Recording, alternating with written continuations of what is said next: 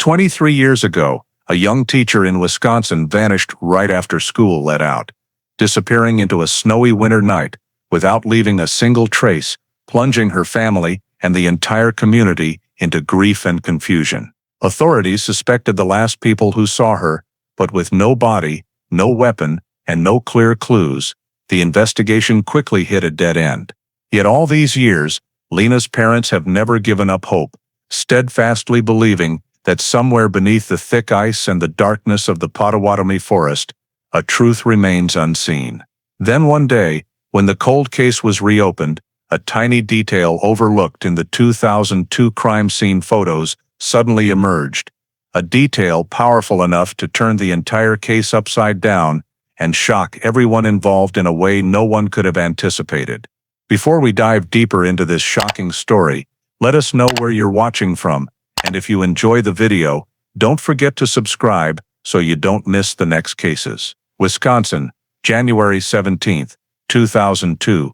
Snow was falling heavily, blanketing the roads around the town of Sturgeon Bay, with a thin layer of ice hardening underfoot and breath turning into white puffs in the air. Late in the afternoon, as the cold fog began to descend, Lena Brooks left through the back door of the high school at 5:12 p.m., clutching her shoulder bag tightly against the wind. The parking lot was almost empty, only a few cars covered in fresh snow, and her silver Civic was parked near the edge of the brick wall. She walked quickly, head slightly bowed against the gusts, got into the car, started the heater, and drove out of the school grounds under the dim yellow light of the old street lamps. The camera at the back of the building, meant to capture movement in the lot during heavy snow days, that night only showed a blurry white screen due to ice covering the lens, recording nothing. Lena's drive home was just a few minutes from the school, in the quiet Maple Court neighborhood, with its low-roofed houses and high snow piles along the walkways. Around 7 p.m.,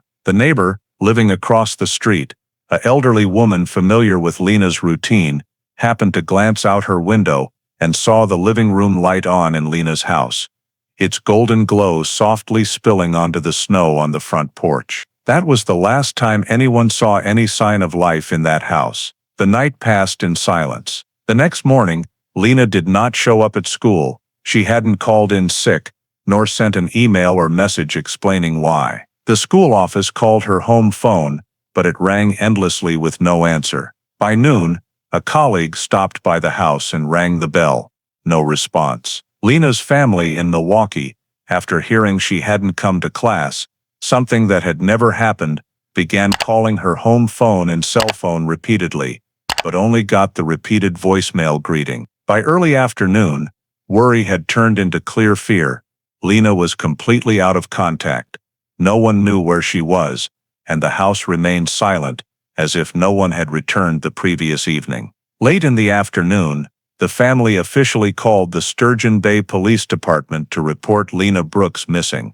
The call came into dispatch at 4:38 p.m., and within minutes, the first patrol car turned onto Maple Court, tires crunching through the thick snow and leaving faint tracks in the grayish twilight. The street was quiet, not a soul around, the rooftops covered in dull white ice, reflecting the pale streetlights. Lena's house appeared at the end of the row, the living room window still glowing with the same golden light the neighbor had described, looking so peaceful that the owner's absence felt even more unnatural. Two officers stepped out of the car, pulling up their collars against the wind, the snow crunching loudly under their boots in the freezing air. They knocked, announced themselves, repeated it several times, but there was absolutely no sound from inside. The door was unlocked. The hinges and lock were intact. No signs of forced entry. When they pushed it open, warm air from the heating system rushed out, carrying the distinct smell of dry wood and old upholstery from a house rarely opened. Inside, everything was neat.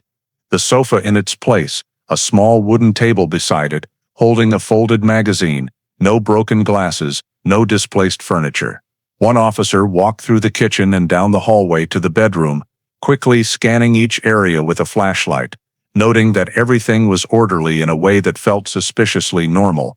No skid marks, no strange footprints, no signs of a struggle or panic.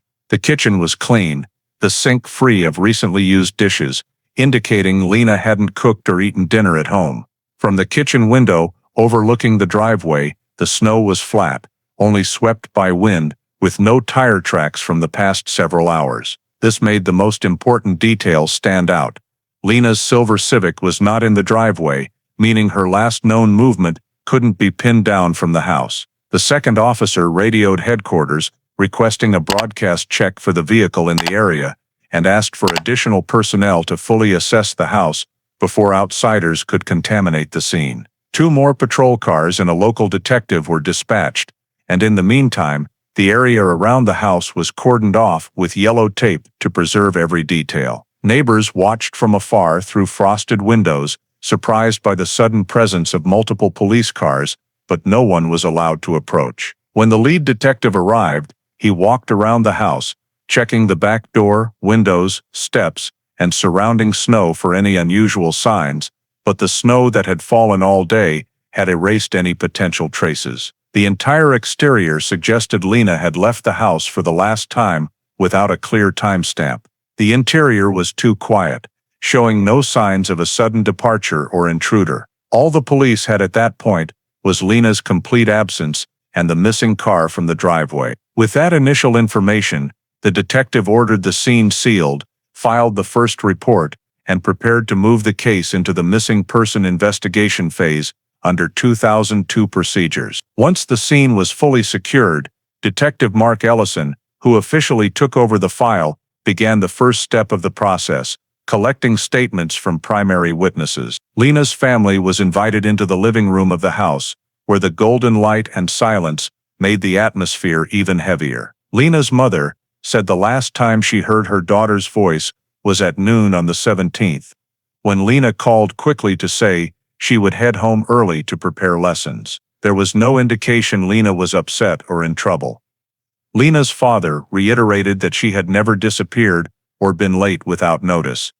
That's what made them immediately sense something was wrong when the school reported her absence. An officer noted the times the family started calling continuously from 9 a.m. on the 18th through the afternoon, with no answer. After temporarily reassuring them, Ellison moved on to the immediate neighbors. Ruth Hendley, who had lived across from Lena for over 2 decades, said that around 7 p.m. the 17th, as she was closing her living room curtains, she saw the light on in Lena's house, the glow spilling onto the snow on the porch. She didn't see any other movement, nor hear a car engine or doors opening and closing. When asked the last time she saw Lena in person, she replied, "I saw her drive into the driveway around 6:30 or 7 p.m. a few days earlier.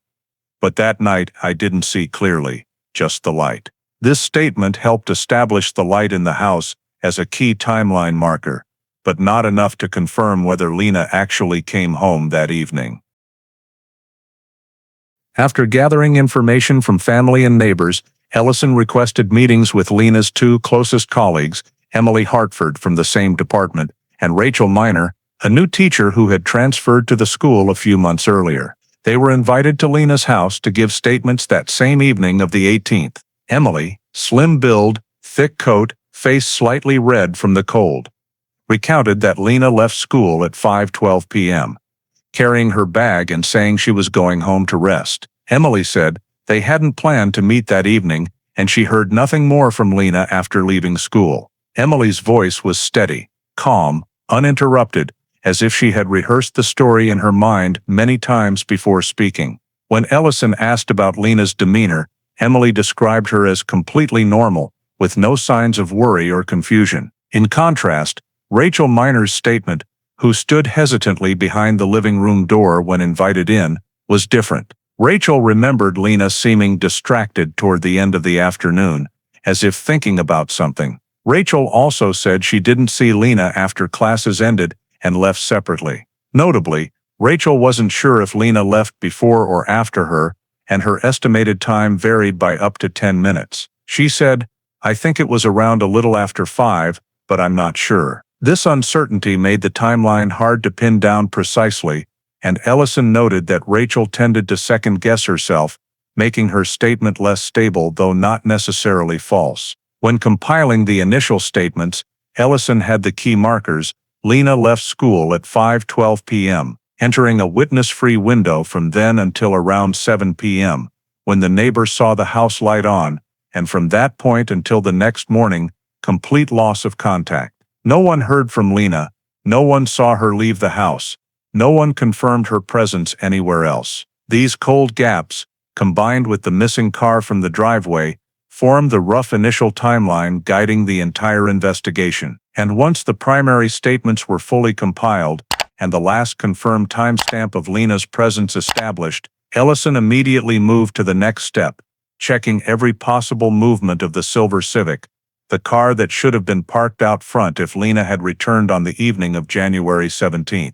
The car's disappearance was the only standout detail from the scene, and in a context with no signs of struggle or entry, the investigation naturally had to pivot around the vehicle's path. However, as soon as he stepped onto the driveway, Ellison realized how difficult tracing it would be. Snow had fallen continuously from the previous afternoon through the next morning, creating a thick layer covering nearly the entire surface, erasing any visible traces. The remaining snow ruts in the driveway were only from police vehicles and search personnel footsteps from the night before. Any tire tracks from Lena, if they had existed, were completely obscured by snowfall after 8 p.m. Using a high-powered flashlight and crouching close to the snow, Ellison could only see faint ripples too indistinct to identify direction or vehicle type.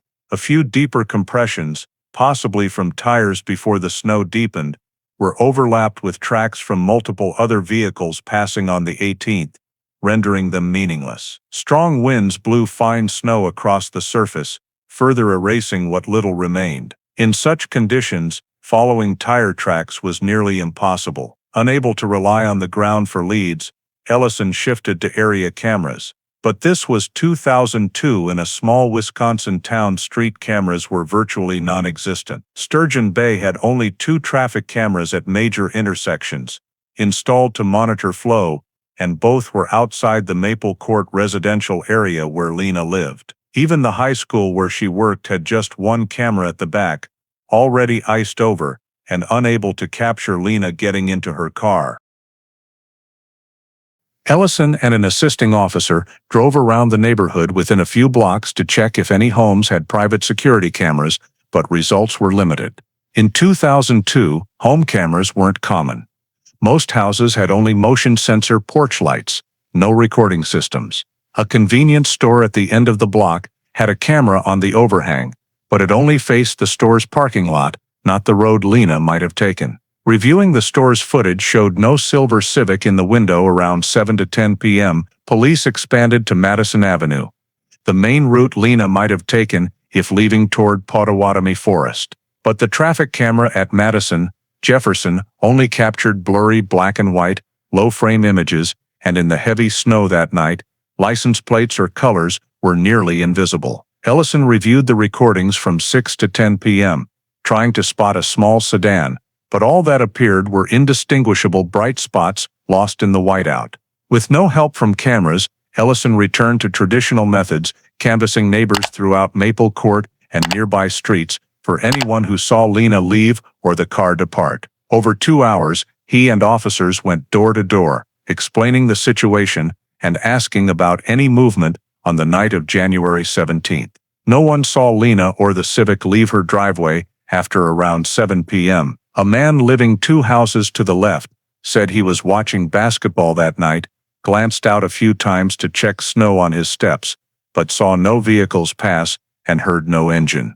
A family at the end of the street confirmed no vehicle sounds after 7 p.m. as the thick snow made the area quieter than usual.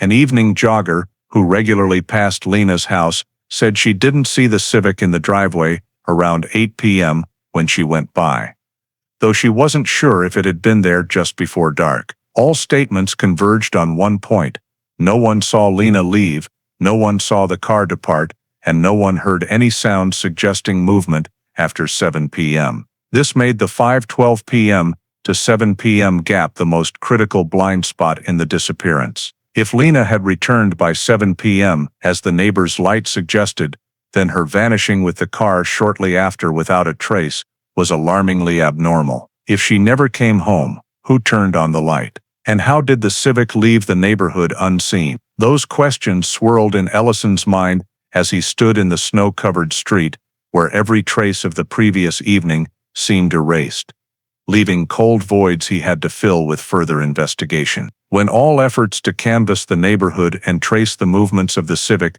led to dead ends, Ellison was forced to escalate to the highest response level, activating an emergency search under Sturgeon Bay's protocol for high-risk missing persons cases in severe weather conditions. Snow began falling again in small flakes, with strong winds whipping through the rows of houses, driving the outdoor temperature below zero, a reminder that every passing hour could permanently erase even the faintest traces. The Door County K-9 unit was deployed, consisting of 2 dogs, specially trained for snow region missing persons searches. Officers led the dogs around Lena's house, starting from the front door down the driveway and along the side walkway. Each time a dog lowered its nose to the ground, flashlight beams followed to check for reactions. But Ellison knew in advance that the chances of failure were high. Thick snow and cold winds could wipe out scents in just a few dozen minutes.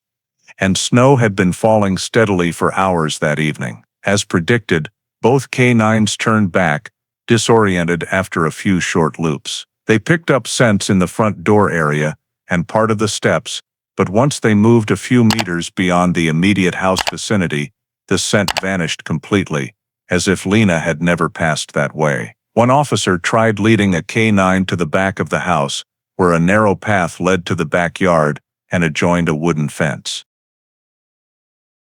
But the result was the same.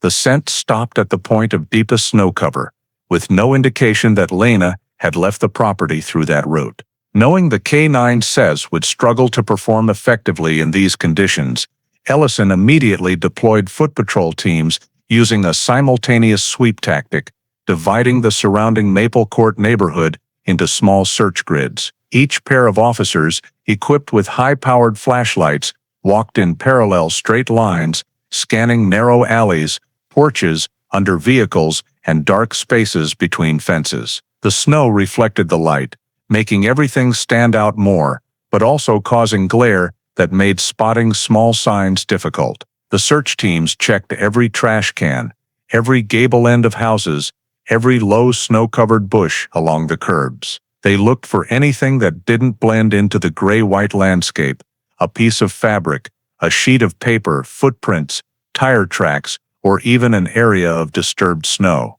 But everything shared the same appearance: flat, even, continuous. The snow that had fallen steadily since the previous evening had turned the entire area into a featureless expanse, leaving no imprint of human movement. One officer noted a slight depression in the snow near the turnoff to Madison Road, but upon close inspection with a flashlight, it turned out to be just a track left by a city snowplow during its clearing rounds. Any other depressions, if present, were caused by strong winds piling snow into patches. As the patrol teams expanded the search radius to 2 blocks away, they asked a few more homes if anyone had heard an engine starting the night before, but the answers remained the same as before: complete silence. The snowstorm had muffled all sounds, and the thick snow under the ice layer absorbed footsteps or vehicle noises.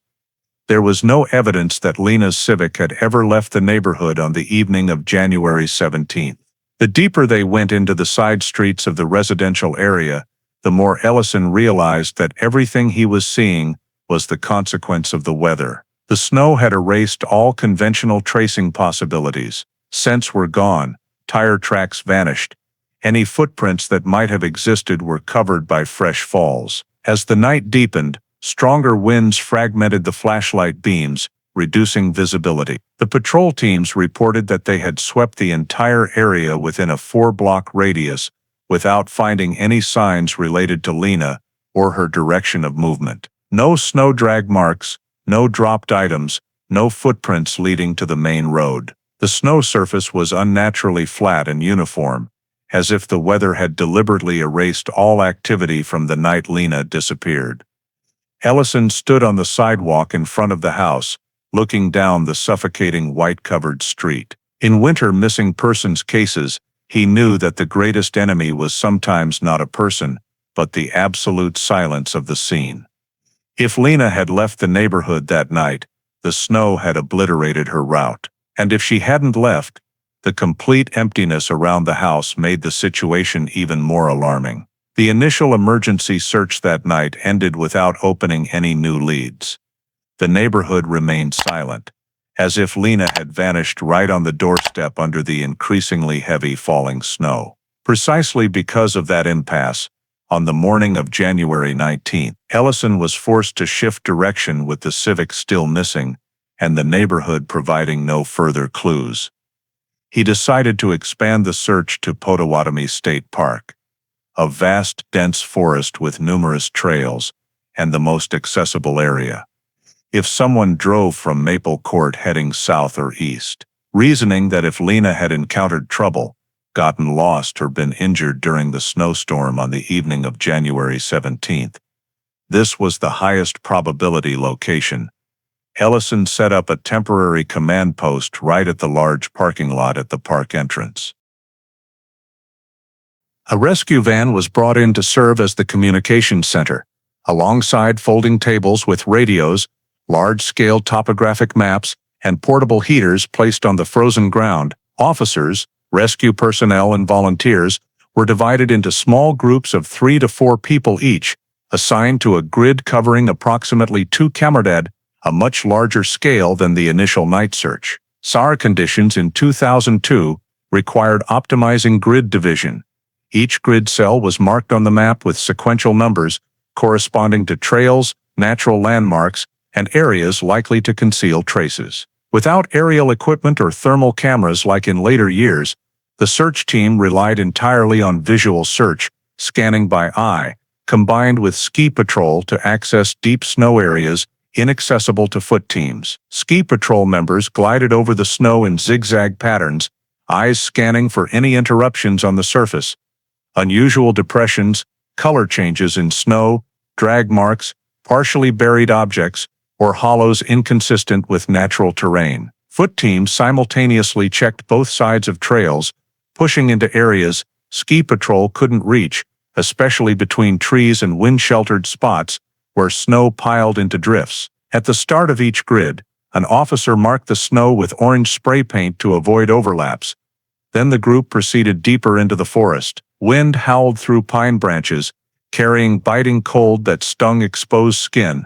Snow still fell sporadically, not as heavily as the previous night, but enough to obscure small details, if not spotted quickly. The first few hours yielded no results, but a ski patrol member radioed that he had spotted an uneven snow depression at the edge of a trail leading to a low rocky area. Ellison immediately headed there. The scene showed a slight snow hollow, stretching about 1 meter, with indistinct edges, resembling the imprint of a heavy object that had pressed into the surface before being covered by fresh snowfall. However, due to heavy overnight snow, the shape was blurred, making it hard to determine if it was an extended footprint, a drag mark from a heavy object, or just wind-accumulated snow. Ellison used a measuring tape for distances, compared depression depths, and probed snow compaction with a specialized stick. Though the detail wasn't sufficient to confirm relation to Lena, it differed from surrounding natural snow, where distribution was uniform, so it was flagged with a red marker and logged in the search journal. The note was added to the grid map for the investigation team to revisit for deeper assessment if needed. After examining the depression, the team swept the surrounding area within a few dozen meters, but found no additional signs, no fabric scraps, no paper pieces, no clear footprints. The snow had flattened nearly the entire forest surface. Nevertheless, the appearance of an unusual depression, even if unconfirmed as related, marked the first clue beyond the Maple Court neighborhood, compelling the search team to treat Potawatomi as a higher probability area than anticipated. The wider they swept, the more they realized wind and snow had erased most potential leads to Lena, but Ellison understood that in circumstances where nature devoured traces, no suspicious point, however small, could be overlooked. With that mindset, logging the depression became the endpoint of the morning search session and opened the most critical requirement for the afternoon, expanding the grid and thoroughly checking the entire area around the only anomalous point they had. In the second search session on the afternoon of January 19th, as the SR team returned to the area with the snow depression, Ellison directed expansion northeastward in Potawatomi State Park, where the terrain featured sparse forest strips interspersed with narrow trails and low limestone depressions covered in ice. Winds were no longer as strong as in the morning, but fresh snow continued to obscure traces, so the SAR team maintained tight formation, with groups no more than 10 meters apart, to avoid missing any suspicious points. While passing a narrow trail flanked by low snow-laden pines, a foot team member radioed in a low, cautious voice, "I have a foreign object." Ellison immediately moved there, bending down to the spot indicated, a women's ash-gray glove lying half-buried in thin snow. The glove's surface was slightly damp, not fully frozen, suggesting it hadn't been there long, possibly within the last 24 hours. No distinctive patterns, no markings or embroidered names. Ellison logged the location on the grid map, instructing the crime scene technician to use specialized tongs to place the glove in a clean Ziploc nylon bag, numbering and labeling it with collection time. No one could confirm relation to Lena, but finding a female personal item in the forest snow remained noteworthy amid the scarcity of clues. The team proceeded another 150 meters, turning onto a wider trail heading north. At a slightly sloped point, where wind created small hollows, a ski patrol member reported another object, a dark blue scarf, partially rolled under thin snow and caught on a low branch. The scarf was long, coarsely knitted wool, with slightly frayed edges, but no signs of tearing from struggle. Snow accumulation on the scarf wasn't excessive, as if it had only fallen overnight. Ellison ordered panoramic and close-up photos, then collected it via the same procedure: long tongs, sealed bag, evidence code, and precise coordinates logged. The on-scene officer also used a measuring tape to check for drag marks or broken snow lines nearby, but fresh snow had nearly erased any potential features. Still, the appearance of two female items in the same area, more than 3 miles from Lena's home, made it impossible for Ellison to dismiss as coincidence, though he maintained strict separation between possibility and conclusion. At 15:47, as the sky grew gloomier and temperatures dropped, the local volunteer search team radioed that they had found a small piece of paper lying against the edge of a wind-swept snow mound. Ellison arrived, bent down, and recognized it as a folded receipt, slightly stiffened from the cold. Using tweezers, he carefully extracted and unfolded it just enough to identify basic contents: a grocery store receipt from a shop in downtown Sturgeon Bay, about 5 miles from the search area. The printed date was the 17th of January, 2002, matching the exact day of Lena's disappearance, but the time was faded, only readable as 17-0, insufficient for precise timing. No signature, no handwriting, just a list of a few small items: tea bags, granola bars, hand soap. Items too common to serve as identification, but its presence deep in the forest, far from vehicle routes, elevated it to potential evidence status. He had it sealed in a specialized paper envelope to prevent moisture damage to the ink. After numbering the 3 items, glove, scarf, receipt, Ellison directed the crime scene technicians to draft a preliminary report, photograph the discovery path along the search route, and stake the area for possible return the next day. Daylight quickly faded under the canopy.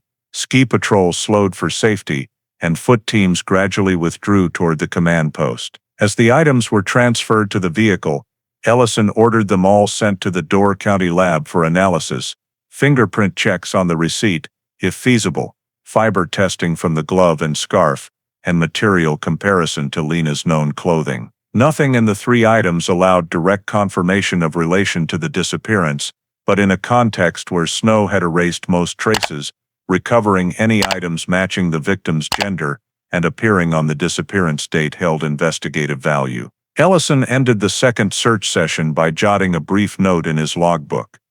No clear leads, but the northeast area of Potawatomi can no longer be downplayed.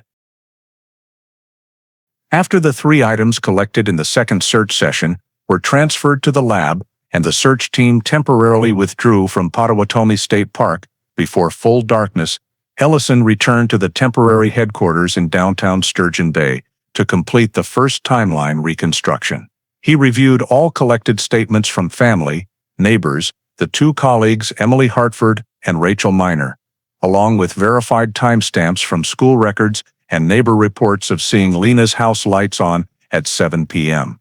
This review aimed to form a seamless chain of events from when Lena left school until the family officially reported her missing, while filtering out any points that could cause disruptions or create time gaps long enough for unusual activity. The first firm timestamp, 5:12 p.m., school camera recording, Lena leaving and getting into her car. This detail was undisputed, though the rear school camera was completely obscured by ice, but the indoor hallway camera confirmed Lena leaving class on time as usual. The drive from school to home took at most 7 minutes, and the neighbor sighting of living room lights at 7 p.m. allowed inference that Lena entered the house between 5:20 and before 7 p.m. No one saw her after that, and no vehicle was reported leaving the driveway per neighboring households. Thick snow reduced the likelihood of hearing engine starts or car doors, but still no witnesses confirmed Lena departing.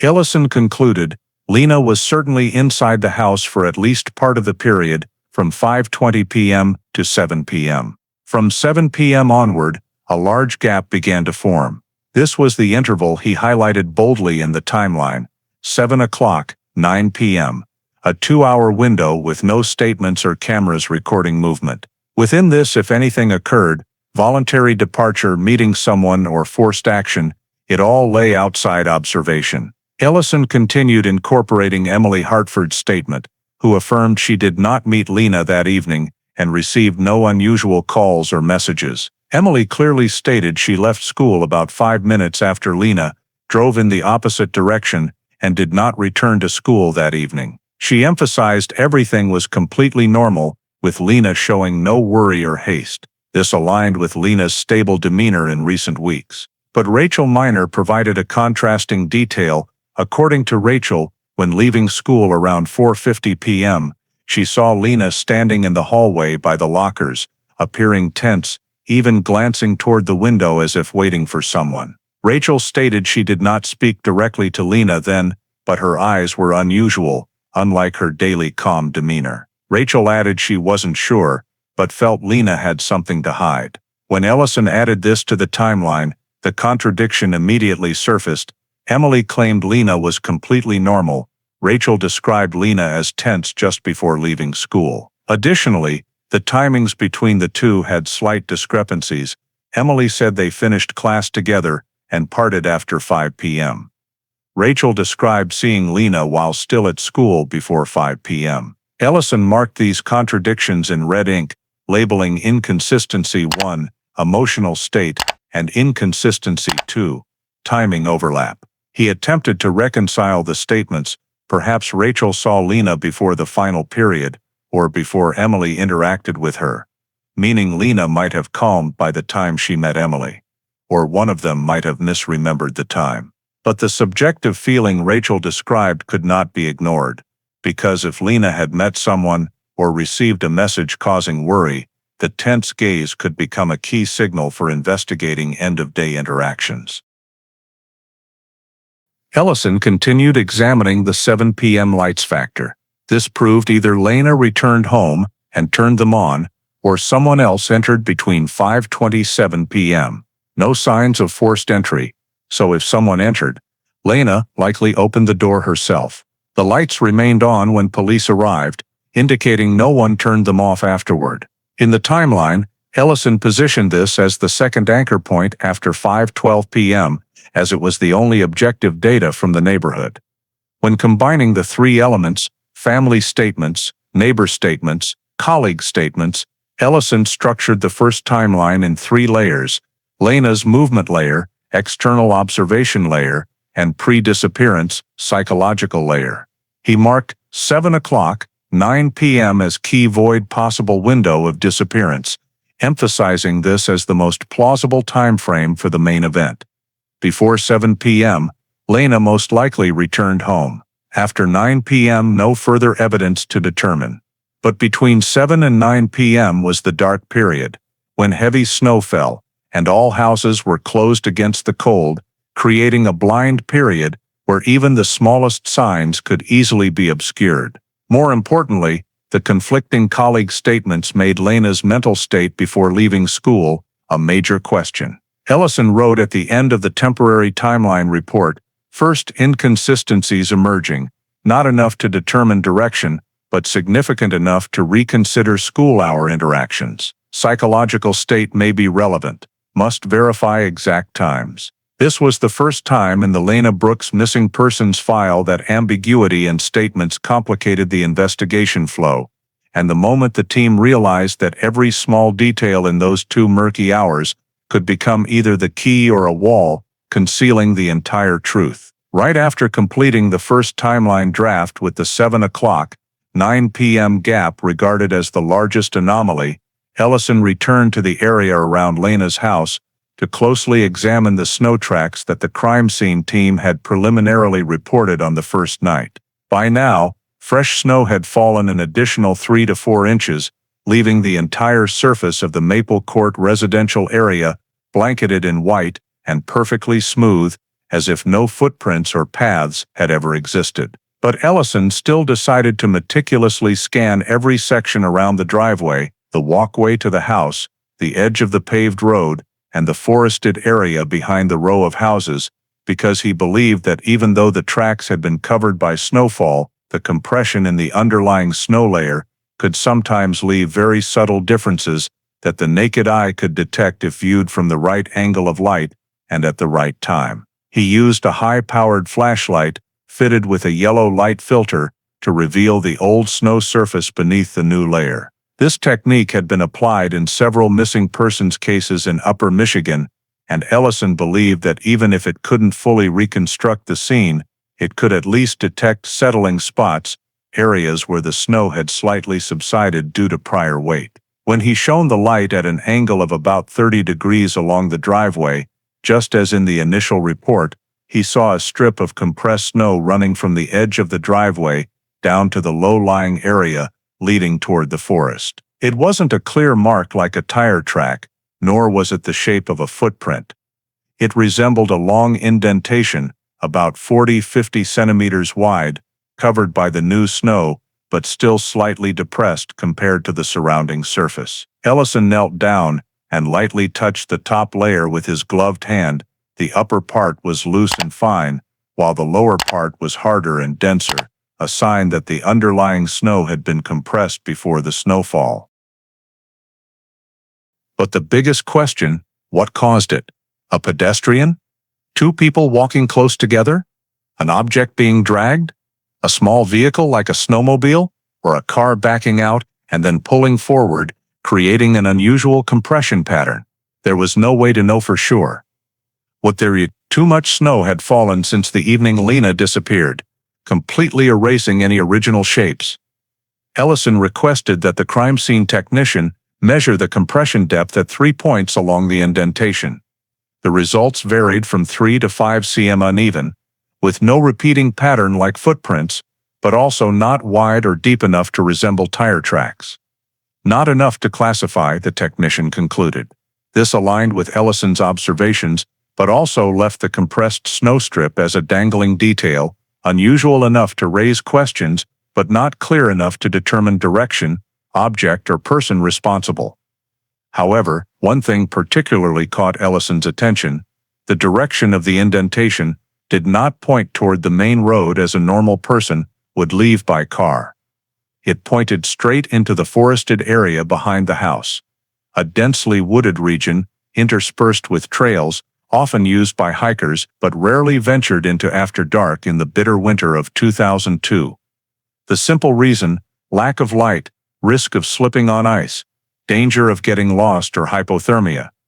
So if it was Lena, why would she leave the house in this direction? And if it wasn't Lena but someone else, Why would that person leave the victim's home area via a route rarely used at night? Ellison couldn't form a hypothesis at this point, but he carefully noted that the indentation's direction suggests non-standard exit route, a significant observation in behavioral analysis. He continued expanding the search to both sides of the compressed strip, trying to see if there were any cracks or uneven spots on the new snow surface suggesting movement.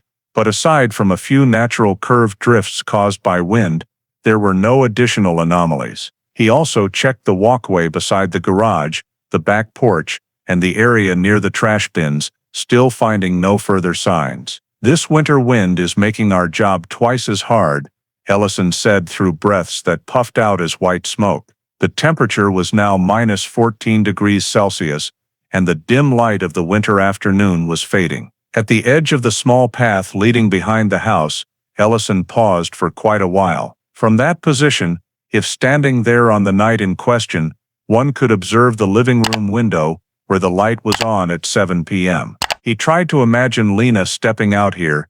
Did that make sense? Or a stranger dragging her out here? Or was the track completely unrelated to Lena, just the mark of another resident before the snowfall? All were possible. And that ambiguity made the compressed snow strip the hardest piece to place. Finally, Ellison requested photographs of the entire indentation from 3 angles, using small stakes to mark the boundaries so that if the snow melted or they returned later, the search team could compare differences in snow structure. He also filed a separate report for this detail, emphasizing primary anomaly, inconclusive but notable. As he left the area behind Lena's house, Ellison understood that the 7 o'clock, 9 p.m. gap, combined with the indentation pointing into the forest, formed a strange intersection, a dark period in time, and a faint path in space. Neither element was sufficient to become evidence, but together they resonated, making the entire disappearance context more unpredictable than any case he had handled in the early 2000s. It was precisely that vague intersection that forced Ellison to look toward the Potawatomi forest as the only remaining direction for the next step.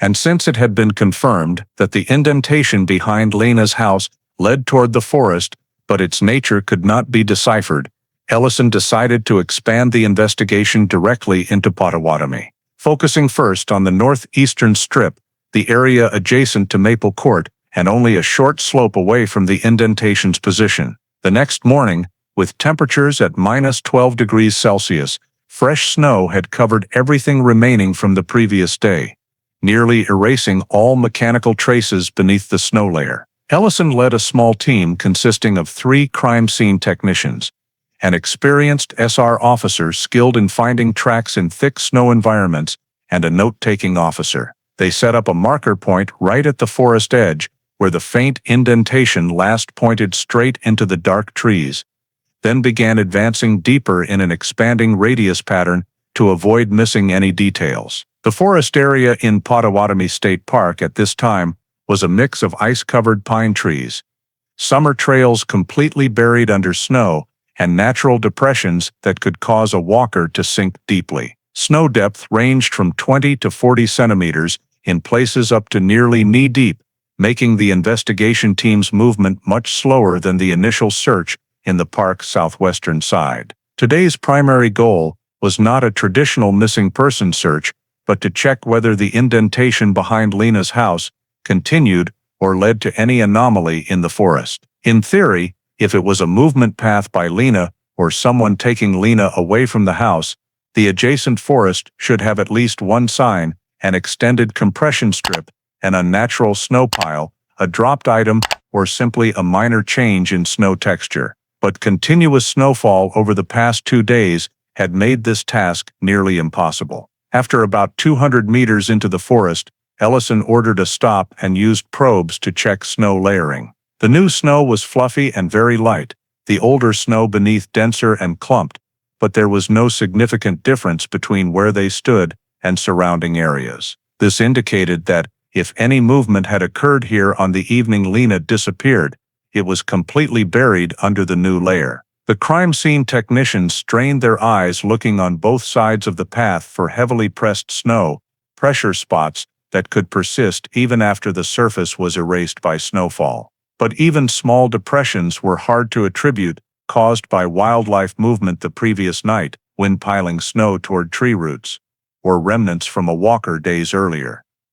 Nothing was clear. The team advanced another 300 meters to a thinner tree area where a summer trail crossed, now just a flat, smooth snow strip. Ellison signaled the team to fan out on both sides, searching in a synchronized fan pattern. Each person stayed 6-8 meters apart to ensure wide coverage while maintaining connection. During the sweep, they encountered a few animal tracks, deer hooves, fox prints, and small trails from squirrels running under the snow.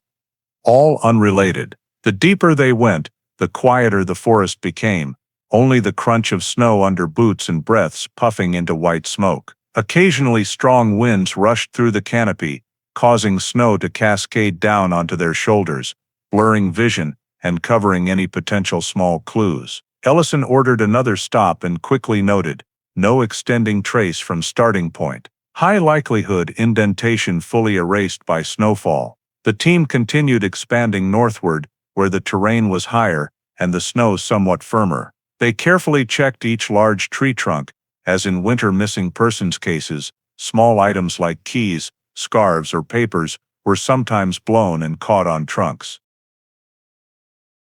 But after nearly 2 hours of searching, no physical evidence appeared. No gloves, no scarf, no receipt or scrap of paper. The forest remained just forest, beautiful, cold, and absolutely silent to all the questions the investigation team tried to ask. When they reached a deep depression leading toward the distant frozen lake, Ellison decided to stop.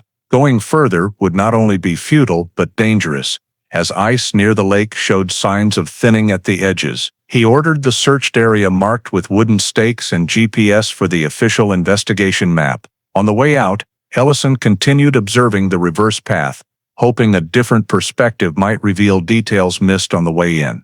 But the forest offered no answers. Even the initial snow indentation, the only object suggesting movement away from Lena's house, when extended into the forest, vanished completely, as if it had never existed. When the group returned to the forest edge near Lena's house, Ellison looked once more toward the indentation. No continuing signs from the edge, no new evidence, no terrain changes. All that remained was a simple but frightening truth. If someone had left Lena's house in this direction on the night of January 17th, the snow had swallowed every trace of them. And in such weather conditions, Potawatomi Forest became not just a vast search area, but an enormous void, a place that could conceal anything or nothing at all. Ellison closed his notebook, writing the final line for the session. No trace, no evidence, no direction. Then he stood still for a moment, staring into the cold white forest shadows, feeling for the first time in this disappearance that they might be facing a vanishing without a trace. Something that in his profession always meant the most intractable mysteries. As the investigation team left Potawatomi Forest with complete emptiness regarding traces, Ellison believed no conclusions could be drawn yet, until checking all areas outside the forest, especially the parking lots near the park entrances, places where Lena or anyone involved might have stopped before leaving or entering deeper into the forest. On the afternoon of January 20th, while SAR teams continued expanding the search in a new grid, a patrol officer reported via radio that a silver sedan partially covered in snow was in parking lot #2, near the east gate of Potawatomi State Park. The license plate started with characters matching the information provided by the family. Ellison immediately got in his vehicle, drove to the indicated location, and within minutes, Lena's Civic appeared under ice-covered pine branches, a chillingly striking image in the snow-blanketed lot. The snow on the roof was not overly thick, suggesting the car might have been there since the evening of the 17th or early morning of the 18th, when snow fell steadily, but not as a storm. This meant the Civic was likely parked in this spot during the time Lena disappeared. Ellison stepped out, approached the Civic, and shone his flashlight on the windshield. No signs of broken glass, dents, or scratches on the exterior. Doors closed tightly. Driver's compartment showed no pry marks. All 4 doors locked. He requested the crime scene technician check the locks. No signs of forced entry, no metal pry marks. This indicated whoever drove the car here used a legitimate key or Lena locked it herself. Inside the Civic, the interior looked completely normal. Back seats undisturbed. No unusually scattered items. Interior lights completely off. Snow on the side mirrors and front glass suggested the car had been abandoned for at least 24 hours, but nothing indicated tampering by outsiders. On the passenger seat was a small purse, but per procedure, Ellison touched nothing until full panoramic and close-up photos were taken from 3 angles. When the technician opened the door following proper evidence collection sequence, cold air escaped, slightly melting the frost on the glass. The interior showed no signs of struggle, no strange footprints, no stains or unusual liquids. But one detail immediately stood out to Ellison. Lena's denim jacket was not in the car. This was the item she typically wore on the drive home from school, according to family and colleagues. The weather on the evening of January 17th dropped to sub-zero temperatures, making going outside without a jacket nearly impossible. Thus, the absence of the jacket in the car raised 2 clear possibilities.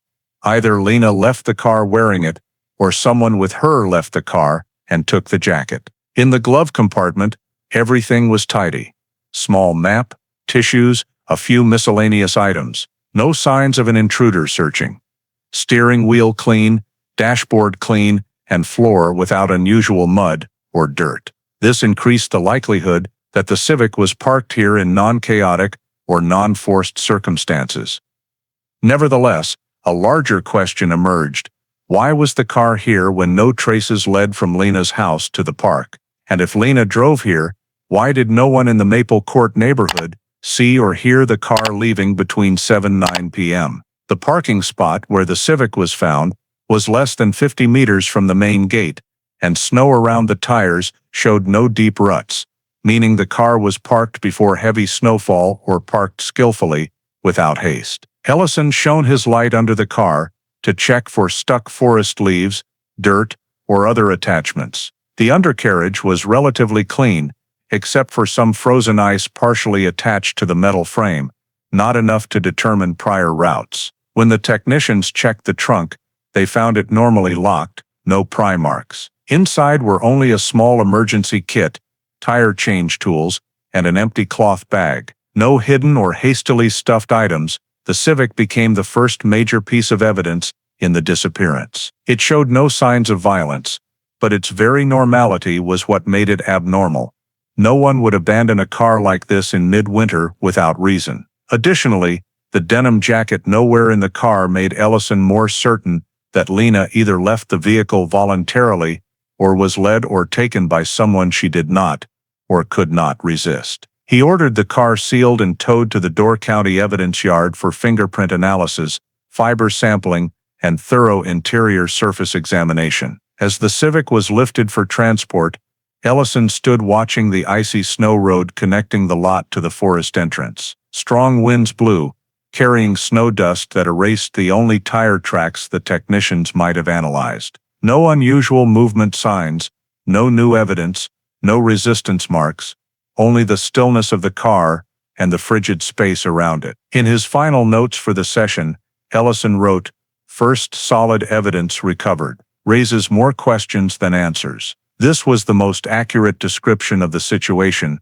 They had found Lena's car but not Lena, and that made her disappearance even more mysterious. Immediately after Lena's Civic was brought to the Door County Evidence Facility, Ellison promptly requested that the forensics team begin the standard 2002 interior examination process. The vehicle was parked in a climate-controlled enclosed garage with stable temperature to prevent melting ice from distorting any traces. Technicians opened each door using clean latex gloves, employing low-angle lighting and fingerprint powder to examine all surfaces likely to retain contact marks. The initial results were quite clear.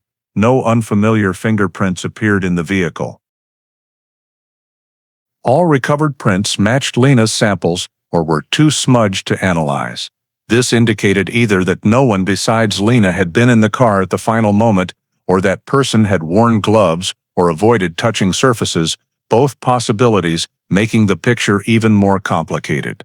Continuing the examination of seats, seat belts, dashboard and gear shift, technicians found no bloodstains, unusual fluids, or signs of disturbance. Everything was tidy to the point of suggesting the car had been parked calmly, without struggle or haste. But this absolute cleanliness unsettled Ellison. In a mysterious winter night disappearance, a vehicle yielding no clues was itself a suspicious signal. After completing the interior portion, Ellison moved on to analyzing the driving journey through the mechanical indicators still exploitable in 2002. Since the older Civic lacked GPS tracking or a black box, he had to rely on two factors: remaining fuel and the odometer. Technicians started the engine for a few minutes to stabilize the fuel gauge, then recorded the remaining level as approximately 1/3 of a tank. According to the family, Lena typically filled the tank at the start of each week,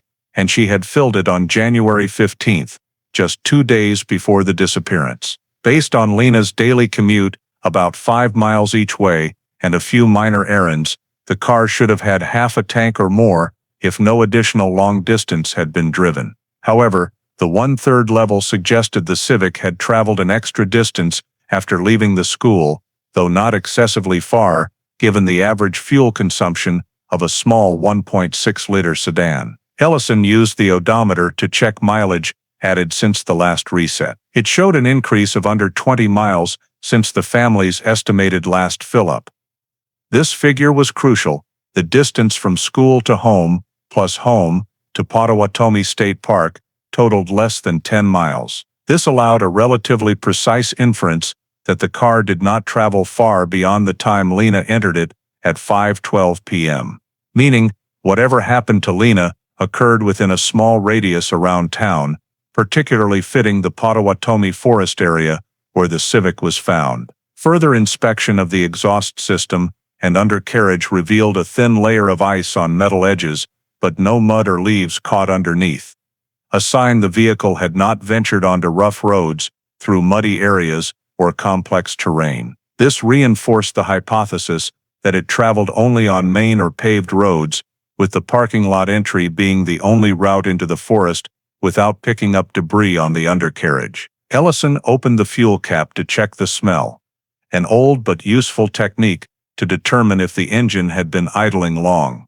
The gasoline odor was not overly strong, indicating no prolonged recent operation. The engine started smoothly, with no signs of malfunction, meaning the car stopped in the lot by deliberate driver action rather than stalling. One additional detail was noted: thin interior windshield frost indicated the vehicle had been sealed for hours, with no doors opened and no lingering human breath inside. This ruled out someone waiting in the car or an incident occurring in the cabin. Ellison stood silently beside the Civic for a few seconds, reconciling everything he had: clean interior, no foreign marks, no disturbance, limited travel distance, intentional parking, denim jacket absent from the car, and no tools or evidence suggesting conflict.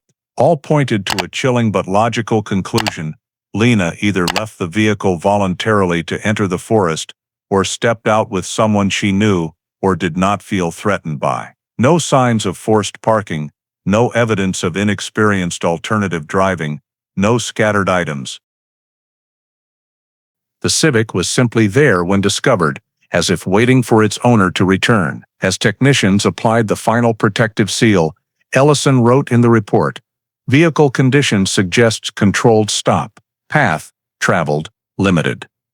All signs point toward proximity to Potawatomi." That note closed the vehicle analysis and opened a larger question: what made Lena leave the car on a sub-zero night without leaving any trace? After completing the Civic examination and confirming Lena's route likely did not extend beyond town limits, Ellison turned to another critical step: verifying the official alibis of those last seen with her at school, particularly Emily Hartford and Rachel Miner. This phase was necessary to determine if initial statements aligned with objective data, invoices, departure times, travel distances, and to identify any time gaps potentially linked to unusual behavior. Ellison began by confirming class dismissal time. School records showed the final period ended at 5:05 p.m. on January 17, but Lena left the building at 5:12 p.m., clearly captured on hallway camera.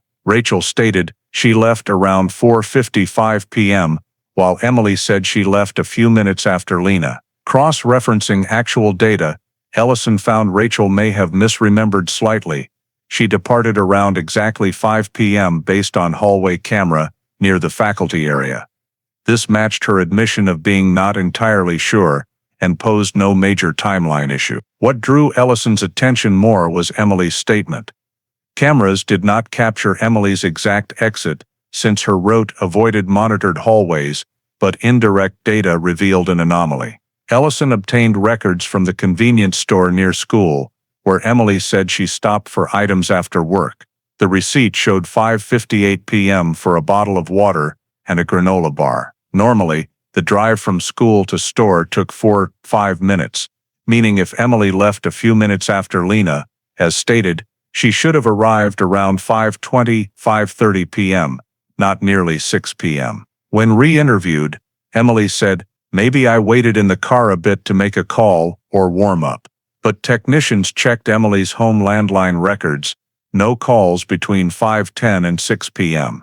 This created a 45-minute gap in Emily's movements, unexplained by objective evidence. Ellison did not rush to label Emily a suspect. He clearly noted in the report that in early missing person stages, minor timeline discrepancies often arise from memory errors, stress, or panic. But he could not ignore the fact Emily's statement did not match the data. Meanwhile, Rachel's account, though more fragmented, aligned with hallway camera and her departure time. Rachel also had objective confirmation of being home around 5:30 p.m.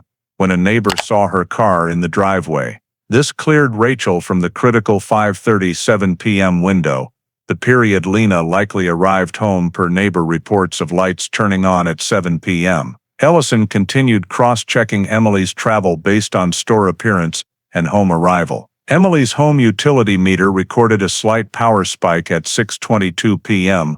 when heating ramped up, an indirect sign she was home shortly after 6 p.m. If Emily reached the store at 5:58 p.m. and home by 6:15 p.m., the gap from 5:12 p.m. to 5:58 p.m. remained unfilled.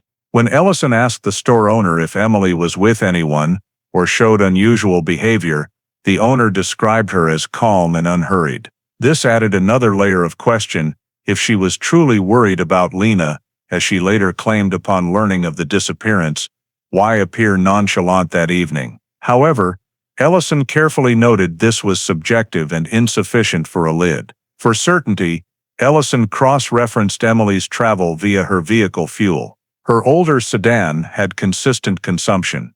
Technicians noted fuel reduction matching only school-to-store-to-home distances, no extra long trips. This supported the possibility Emily simply left later and misremembered timing. A reasonable hypothesis, yet still leaving the 45-minute gap. When all data was assembled, Ellison marked two key points in his notebook. Emily Hartford, timeline gap 17:12-17:58, and Rachel Minor, no inconsistencies found in movement. But he added, timeline gap alone does not indicate wrongdoing. In missing persons cases, especially without crime indicators, 30-60-minute memory errors are common. Nothing in Emily's data showed unusual behavior or direct link to Lena's disappearance. As the alibi checks concluded, Ellison felt the familiar weight of difficult missing persons cases. The more data assembled, the clearer the gaps between timestamps became. And that gap, particularly in Emily's timeline, remained just a question mark, not yet heavy enough to shift investigation toward suspicion, but impossible to erase from the event map. When he had finished checking alibis and cross-referencing all the data gathered in the first 3 days of the investigation, Ellison sat alone in his temporary office at the Sturgeon Bay Police Station, facing stacks of notes, maps, and forensic reports piled in layers. He began synthesizing the entire initial phase of Lena Brooks's disappearance, arranging the timeline in linear order, marking the points that had been confirmed and the gaps that could not be filled. But no matter how hard he tried to view the case from multiple angles, the truth emerged with chilling clarity: no body, no weapon, no signs of violence, and therefore, no legal basis to classify this as a crime. Everything the investigation team had collected so far pointed only to a disappearance, not a criminal act.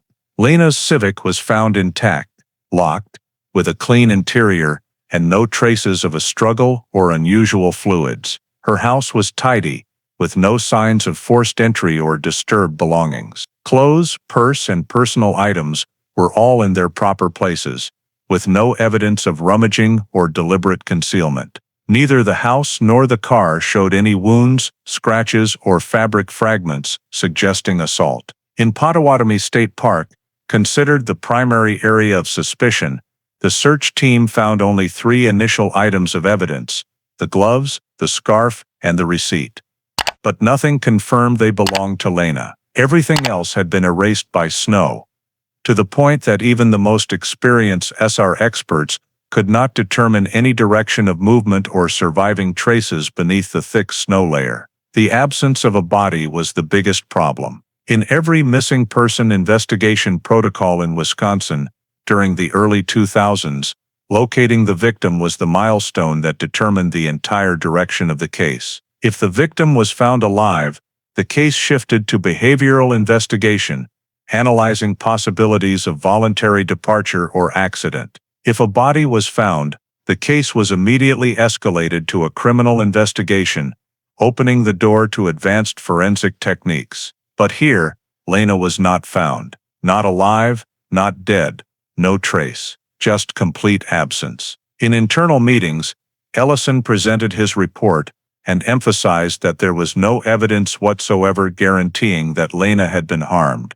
Her disappearance, though unusual, could still fall within non-criminal scenarios: an accident in the woods, slipping down an embankment, losing consciousness due to hypothermia, or even, though highly unlikely, voluntarily leaving town for personal reasons without leaving a note. At this point, the law did not allow him to treat Emily or anyone else as a suspect, despite gaps in the timeline. A 45-minute window was not enough to form a presumption of crime. A light turning on at 7 p.m. was not enough to confirm that Lena was the one who turned it on. A snow depression leading into the woods was not enough to prove someone was forced from the house.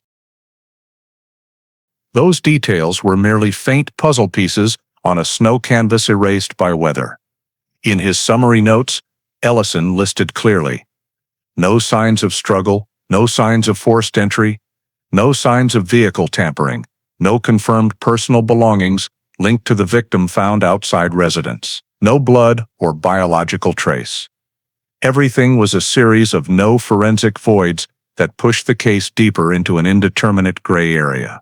And when fitting all factors into the strict legal framework of 2002, Ellison was forced to add one more line: without body or evidence of foul play, case cannot proceed as criminal investigation. This did not mean the investigation team was giving up, but it reflected the reality that they had reached the limits of what could be done within the law without a body appearing. The cold silence of Potawatomi forest, the intact car, the tidy house, and statements lacking criminal elements brought the case close to a deadlock, a dangerous state where time continued to pass while traces continued to fade. Ellison clearly felt the helplessness beginning to cling to the investigation, like frost clinging to morning fog on a car window. Not strong, not sudden, but persistent. He wrote the final line in the Phase 1 summary: missing person. No proof of harm, investigation ongoing, but direction unclear. And it was precisely that systematic ambiguity that pushed Lena Brooks's disappearance to the boundary between a case needing continuation and a file gradually closing. Not because anyone wanted to stop, but because there was nothing left to pursue. By early 2003, after nearly 12 months of reviewing documents, re-examining the scene seasonally, expanding searches into Potawatomi forest as snow melted and during hot summer weeks.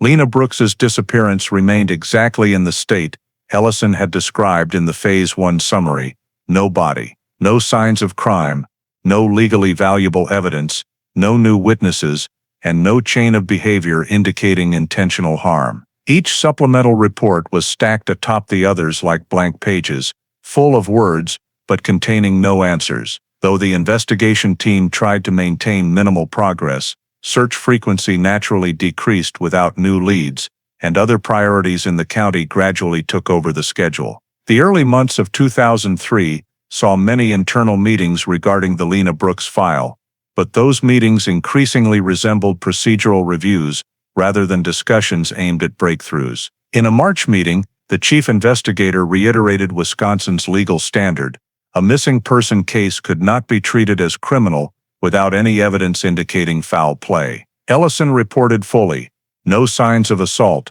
no blood, no evidence of unlawful entry, no suspicious footprints, no indication Lena left the house under duress, no threats from anyone in the week prior, no unstable financial information, and no confirmed tense interactions beyond Rachel's scattered statements, which lacked supporting evidence. Even the missing denim jacket, a detail he thought might lead to a new direction, lacked sufficient legal weight to open a criminal file without any physical evidence or witnesses, proving the scene was abnormal. In spring 2003, as snow melted, the search team returned to Potawatomi Forest twice more, thoroughly scanning areas near the ice-covered lake and deep hollows. But still nothing: no fabric scraps, no hair strands, no clothing traces, no personal items matching Lena's. Each search ended with empty notes. No findings. Lena's family continued to check in every few weeks, but the police department's response remained unchanged.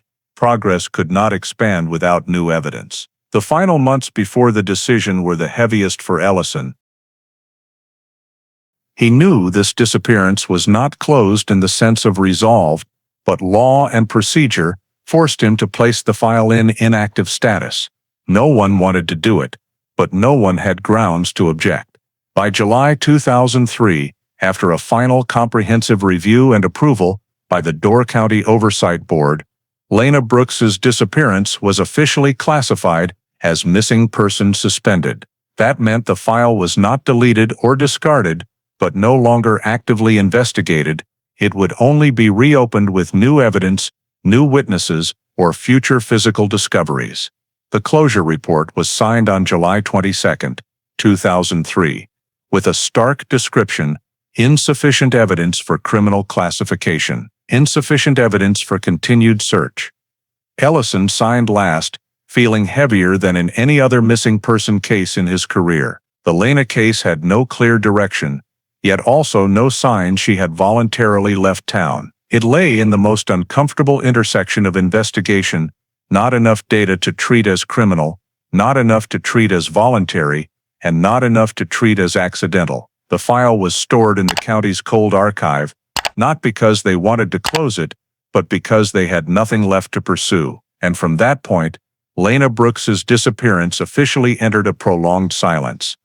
No resolution, no direction, just a woman vanishing from the map of Wisconsin, with no one knowing what happened to her in those fateful evening hours. 11 years passed since the day Lena Brooks's missing person file was placed in suspended status, lying dormant in the cold storage of Door County, alongside hundreds of other unsolved disappearances across Wisconsin. Time covered them with a thick layer of dust, and though Lena's family still occasionally inquired, the case gradually faded into the background of the local justice system, not forgotten, but with no movement to pull it from hibernation. It wasn't until early 2014, when the Wisconsin Department of Justice launched a statewide review program for cold cases, that Lena's file was unexpectedly flagged again. The program was funded following a series of old cases solved through new forensic technology, leading state authorities to realize that hundreds of shelved files might contain clues overlooked during initial investigation. The DOJ review team, consisting of forensic experts, data specialists, and senior investigators, was tasked with examining each file based on a criteria list: conflicting timelines, evidence not tested to modern standards, scene photos not thoroughly analyzed, or statements with signs of inadequate verification. Among the files reviewed in February 2014, Lena Brooks's stood out more than expected. When the DOJ team pulled the nearly 2-inch thick file from storage, they immediately noticed issues that had been obscured by 2000-2003 technology and resource limitations. First, the disappearance timeline had a clear gap between 7 o'clock, 9 p.m. No witnesses recorded Lena's movements.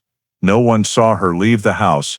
No one saw the Civic leave the driveway, yet the car appeared in the Potawatomi parking lot without traces of departure from the residential area. Second, statements from Emily Hartford and Rachel Miner, the last two people to interact with Lena at school, did not match regarding her emotional state, and Emily's statement included an unexplained 45-minute gap. Third, all primary evidence collected in Potawatomi Forest, the gloves, scarf, and receipt, had never been analyzed with modern technology. Testing in 2002 stopped at visual identification, while fiber analysis, soil molecule, and material microstructure methods adopted by DOJ since 2008 could yield entirely different results. Fourth, 2002 scene photos, especially those of the snow behind Lena's house, were only viewed by eye at the time.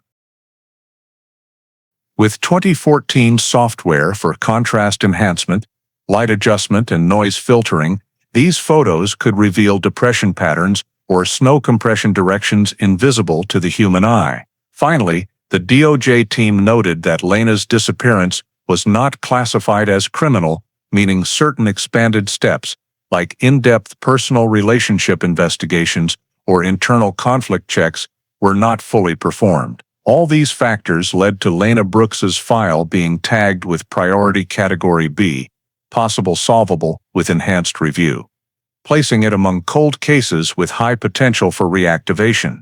After 3 weeks of preliminary review, DOJ sent a letter to Door County Police requesting the file be reopened and assigning an experienced investigator to take full custody of the case file. At this point, Mark Ellison, who had handled Lena's disappearance in 2002-2003, had transferred to the county's Special Investigations Unit and had a reputation in complex cases involving behavior and timelines. Upon receiving the notice, he stood still for several seconds. The Lena file was one of the few cases he could not accept ending in an unsatisfactory limbo, despite exhausting the investigative limits of the era. Seeing her name again after more than 10 years left Ellison both surprised and fearful of falling back into the old helplessness.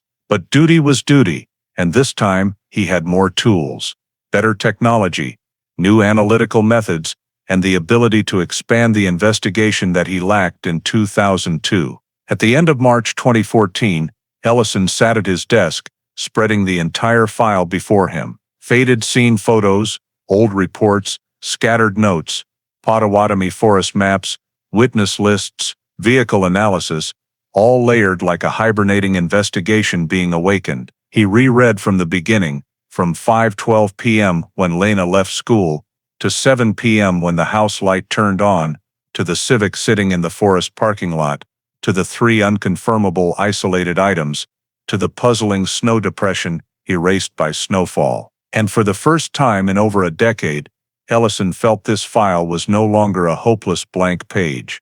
It had only been waiting for the right moment, the right tools, the right perspective to be reopened. Finally, he closed the file, writing on a new top page, "Cold case reopened, full forensic review authorized." And in that very moment, Lena Brooks's disappearance, seemingly consigned to eternal silence, officially returned to the investigation table, not as a mystery buried in snow, but as a puzzle to be solved with every tool 2014 could provide. On the first morning after the file was reopened, Ellison arrived at the DOJ Regional Unit office in Green Bay, where the Image Data Analysis Lab was far more advanced than anything he had in 2002. He brought the full album of scene photos taken with film cameras from that era and a CD containing low-resolution digital scans. Though image quality was limited, The DOJ team explained that 2014 contrast enhancement software, particularly algorithms for layer separation and noise filtering,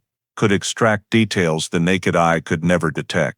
Ellison sat beside the technician as the first scene photos appeared on the large screen, each one reopening like a frozen memory locked away for 12 years. The first photo was of the driveway behind Lena's house on the morning of January 18, 2002. Initially, beneath the blurry white snow, there was nothing but a flat surface with a few indistinct depressions blending together. But when the technician applied the high dynamic contrast extraction filter, the snow in the photo suddenly revealed crystalline structures, and Ellison immediately leaned forward.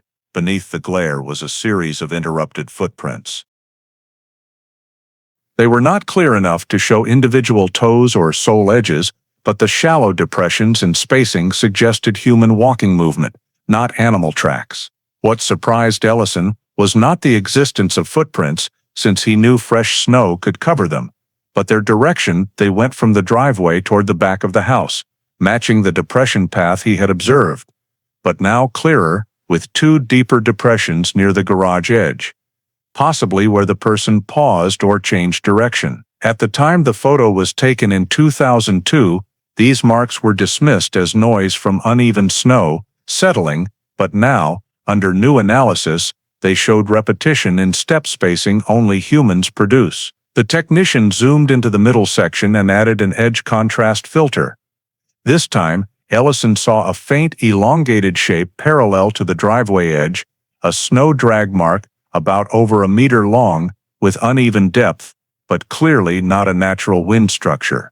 The drag appeared like the trace left by a heavy object being pulled or slid across the surface, but subsequent snowfall had covered it, leaving only a shadow in the photo. The presence of this snow drag mark left Ellison silent for several seconds. He remembered spending hours at the scene in 2002, searching for a similar sign but seeing nothing beyond fresh snow. This drag mark, if discovered then, could have changed the entire initial investigation direction. He asked the technician to return to the second photo, taken from a wider angle. After applying a segmentation enhancement filter, something else emerged, a pattern of dark soil specks, mixed into the snow right beside the garage corner. This was not shadow or camera artifact. The DOJ team confirmed it as evidence of snow contaminated by soil, commonly occurring when a heavy object carrying soil from elsewhere contacts clean snow, or when shoes with dirt step onto fresh snow. In 2002, the investigation team missed this because the photos lacked sufficient contrast, and by the time they arrived at the scene, overnight snowfall had blended everything. But now, the small soil specks, each the size of a fingertip, appeared like forgotten map fragments. Ellison noted quickly, soil trace near garage, possible transfer. If Lena had headed toward the forest, this could mean many things, but he kept himself within cautious analysis boundaries. The next photo was taken from the back door, looking toward the forest edge. When applying a sharpness enhancement filter to reconstruct shadow edges, the DOJ team pointed out a new anomaly. A long section from the house wall edge to the forest start had uneven brightness. Contrast level analysis showed this area had been compressed before snowfall covered it, meaning a deeper drag than the rest of the driveway. Based on displayed length ratio, the drag was about 40-50 centimeters wide, matching the width Ellison had manually measured at the scene in 2002. However, unlike his recollection, the photo showed two small parallel streaks near the center of the drag. When zoomed, they appeared as slight depressions, resembling heel marks but unclear. They could be alternating footsteps during dragging, or the bottom of a hard object creating overlapping marks. No one could confirm, but their existence meant the faint snow drag was no longer an isolated detail. Then, DOJ displayed a close-up photo of the forest edge where the old depression had been marked. The exposure compensation filter revealed smaller dark specks, possibly soil particles or organic debris. These particles had no definitive value but indicated contact between lower area soil and surface snow. In 2002, The team found nothing because everything was completely covered by new snow. But now, digital analysis revealed that on the night Lena disappeared, there had been movement strong enough to disturb the ground snow structure. Ellison recorded all this with a mix of excitement and bitterness. The interrupted footprints, faint snow drag, and soil-snow mixture were details he had searched for exhaustively in the days after the disappearance. But at the time, they were deemed not clear enough. The 2014 analytical tools now made those faint elements clearer than ever. After reviewing all 47 digitally restored scene photos, Ellison leaned back in his chair, hands clasped. He knew this was only the beginning, but he also knew what they had just seen was enough to rewrite the file's opening, that Lena's disappearance was not traceless, as they once thought. The traces had been there from the start, only obscured by weather and technological limits, and now they were beginning to reveal themselves, as if the past 12 years had been merely a pause to allow new light to shine in. Immediately after the crime scene photo analyses revealed a series of details that had been overlooked, Ellison shifted his focus to the three primary pieces of evidence seized at Potawatomi in 2002. The ash-gray women's glove, the dark blue wool scarf, and the folded receipt found under a snow mound. That year, these items had only been evaluated through visual observation because advanced analytical technology was unavailable. And since nothing stood out, they were quickly categorized as unrelated unknown. But in 2014, the Wisconsin DOJ had entirely different tools: scanning electron microscopy, fiber analysis, weave pattern identification, polymer testing, and even UV mapping techniques to read faded patches on old paper. Ellison submitted a formal request to re-examine all three items and waited in the trace evidence collection room, as the technician opened the old sealed bags and placed each piece under specialized lighting. The first item was the glove. On the outside, it looked quite ordinary, the kind of gray wool glove that anyone in town might own. But under the microscope, the wool fiber structure became clear.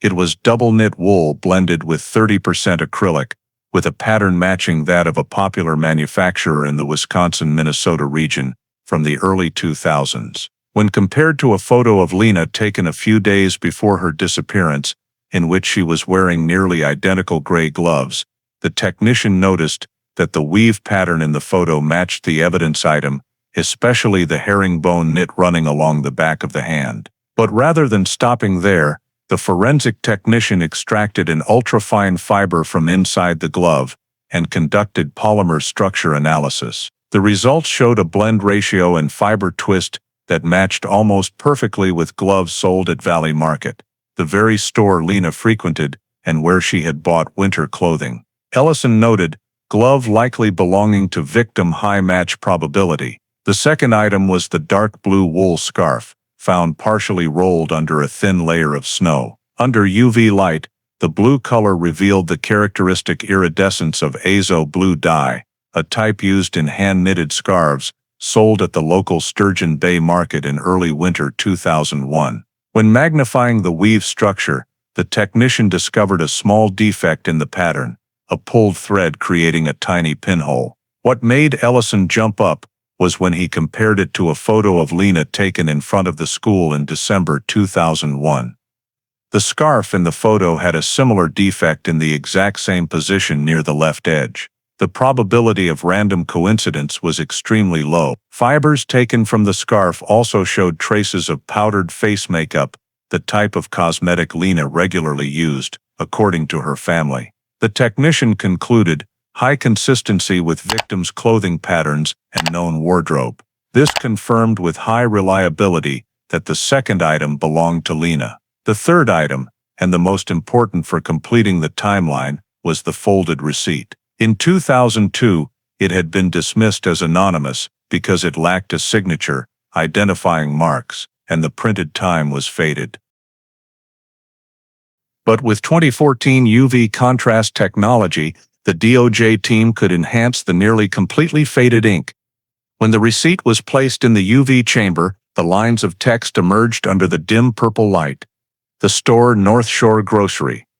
Date the 17th of January 02.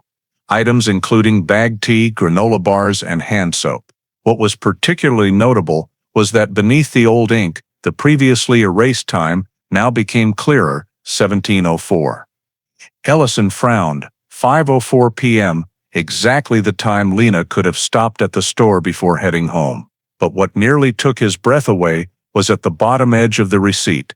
When the technician increased UV sharpness by 20%, a faint oily smudge appeared, a stretched fingerprint caused by exposure to snow and cold. The smudge wasn't clear enough for identification, but it matched the way Lena typically crumpled receipts before stuffing them into her denim jacket pocket. The jacket that was never found in her car. When cross-referenced with North Shore Grocery's transaction records from January 17, 2002, the archived computer data showed Lena had indeed made a purchase at 5:04 p.m., matching the receipt time exactly. This confirmed that the receipt found in the woods came from Lena's final shopping trip before her disappearance. The three items were placed side by side on the illuminated glass table. The glove, the scarf, and the receipt, all of which had been considered unlikely to belong to the victim in 2002. But with 2014 technology, each one pointed directly to Lena: the glove with matching wool pattern, the scarf with identical color and specific weave defect to items she owned, and the receipt matching her transaction just before she vanished. Ellison looked at the three pieces of evidence, feeling both elated and chilled. For 12 years, Potawatomi Forest had held onto these faint clues, and only in 2014 were they finally seen for what they truly were. He wrote on the new case file page, "Primary field evidence now confirmed as belonging to victim. Location and condition indicate possible last known movement into Potawatomi vicinity." These seemingly meaningless items had now become the first pieces confirming Lena had entered the forest after leaving school, and that opened an entirely new direction for the investigation. After the three primary items were confirmed as belonging to Lena, and their discovery location in Potawatomi Forest was officially designated as the victim's possible final area of movement, Ellison turned to an investigative avenue he had been unable to pursue in 2002, the movement history of individuals with final contact with Lena, particularly Emily Hartford, who to this day remained a key witness but had gaps in her statements and timeline. The 2002 alibi checks had only gone as far as verifying school departure times and shopping receipts, while Emily's activities after Lena's disappearance were not thoroughly examined because the case was not treated as criminal. This time, with full DOJ access and local history analysis tools, Ellison began reconstructing a detailed map of where Emily lived, worked, and traveled between 2002 and 2004, the period immediately following the disappearance. First, he retrieved Emily's address from that time, a small apartment in the Cedar Ridge area of Sturgeon Bay, about 2.8 miles west of Lena's home. This matched what Emily had stated in 2002, but when Ellison reviewed rental records, he discovered Emily had moved twice within a year starting in January 2002. The first move was in April 2002 to a duplex on North 7th Avenue, the second in December 2002 to a second-floor apartment in the Maple Heights complex near the edge of town. This was neither illegal nor unusual, but it provided a foundation for reviewing bills, utility records, and especially travel patterns. Ellison worked with a DOJ specialist to gather data from three sources: public parking lot logs, Emily's vehicle maintenance records at a local garage, and attendance records from a yoga class she had mentioned in her statement. What they found was far more surprising than initially expected. Starting from February to July 2002, immediately after Lena's disappearance, parking records showed Emily's license plate appearing at Potawatomi Park at least 14 times, averaging nearly twice a month. These visits were all in the late afternoon or early evening, typically between 4:30 and 6:30. Notably, in her 2002 statement, Emily had insisted she did not visit Potawatomi Park during the week of Lena's disappearance or any time around it, and that she rarely went to the forest except for summer walks. But the objective data showed that in 2002, especially right after the disappearance, Potawatomi Park was one of the places Emily visited most frequently. Ellison stood silently in front of the spreadsheet, rereading it to ensure there was no plate error. Concurrently, the garage maintenance logs, where Emily took her car for regular oil changes, noted on 3 occasions that her vehicle had a fine gray dust characteristic of the Potawatomi limestone area caked under the chassis. All 3 instances fell between March and July 2002, coinciding with her car's appearances in the park lot.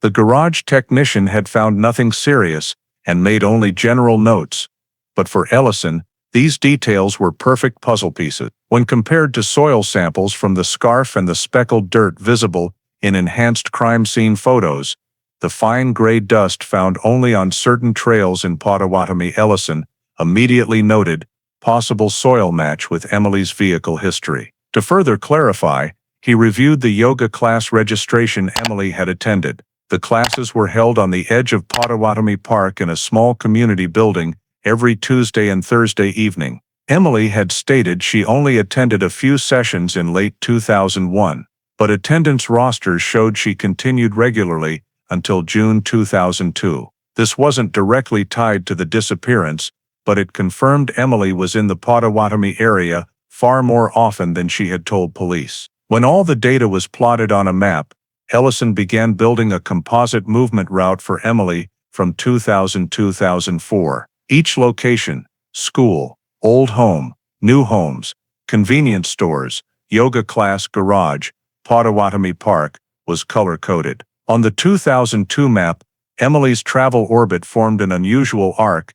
Instead of moving toward the town center, as her statement suggested, many of her routes veered southeast toward Potawatomi. Not once, but multiple times. In 2003, Emily's vehicle appearances in the park area dropped sharply to 4 times, but still formed a continuing pattern inconsistent with her claim of rarely visiting the park after the new year. The DOJ data investigator suggested running an anomaly detection model to measure how unusual Emily's movement frequency was compared to typical town residents. The result was striking. Emily fell in the top 5% of residents for Potawatomi Park visits during the first half of 2002. This directly contradicted her original statement that she did not visit the park around the time of Lena's disappearance. Ellison stared at the data, feeling a foggy patch in the 12-year-old case suddenly clear. He remembered asking Emily in 2002, "Did you go to Potawatomi that week?" And her firm reply, "Not at all." But now, there was no doubt Emily had been at Potawatomi multiple times, regularly, during the exact period Lena vanished. The only thing missing was the reason. Nothing in Emily's life records indicated she was an avid forest hiker or someone who exercised in snow. She had no pets to walk, no close friends living near the park, no events requiring her presence there.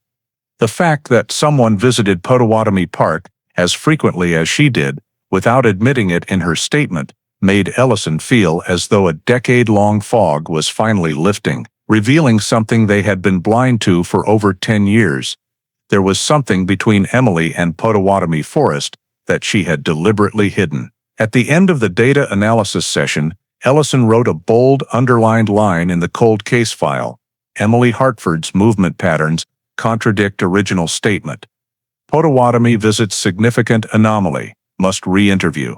It was the first time since 2002 that Emily's name appeared with a level of relevance too clear to ignore. While Ellison was still tracing the anomalies in Emily's movement history and preparing a re-interview plan, an unexpected phone call from the Appleton Police Department created the biggest breakthrough since the cold case was reopened. It was a gloomy morning in early May 2014, when a home renovation worker was dismantling the old wooden roof of a bungalow-style house on East Hancock Street to replace the framing. While prying off rotted plywood, he discovered a soft object wrapped in old nylon and wedged deep between 2 roof beams. At first, he thought it was discarded fabric from a previous owner, but when he pulled it into the light, he saw faded blue denim, a torn hem, and distinctive faded stitching. Sensing something wrong, he immediately called the police. When Appleton's response team arrived, they unwrapped the nylon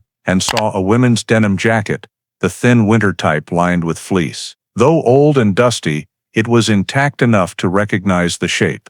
And before any conclusions were drawn, one officer recognized it as resembling the jacket in photos provided by Lena Brooks' family in 2002. The jacket was immediately sealed and transferred to the Wisconsin DOJ under priority order, since the Lena case was on the active cold case review list. When Ellison saw the denim jacket in the Green Bay evidence room, he stood still for several seconds, feeling time compress. 12 years earlier, the denim jacket had been a minor but haunting detail in the file.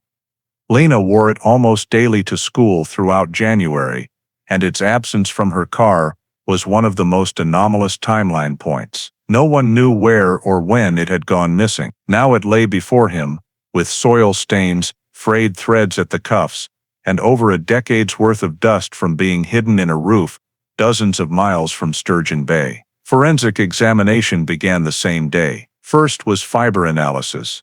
The denim material matched perfectly with samples from photos, and the horizontal body stitching matched the thread. Lena's mother confirmed she had rezoned for her daughter in winter 2001. Inside the pockets were a few tiny paper scraps, possibly remnants of an old receipt rotted over time, and a loose white plastic button. When compared to a photo of Lena standing in front of school, the button matched the exact position of the loose left side button her family had mentioned. There was no doubt this was Lena Brooks' denim jacket. But what was even more shocking was the soil adhering to the hem and right lower panel. Under the microscope, the particles revealed fine gray limestone dust characteristic of the Gray Rock area in Potawatomi State Park. The sample contained organic molecules from decayed leaves and pyroxene mineral grains, found only on certain northeastern trails in the park, far from popular paths. These soil samples matched exactly those from the glove and scarf re-examinations, and especially the speckled soil visible in enhanced 2002 crime scene photos. This meant Lena's denim jacket had direct ground contact in the Potawatomi area, not dropped randomly or lost elsewhere.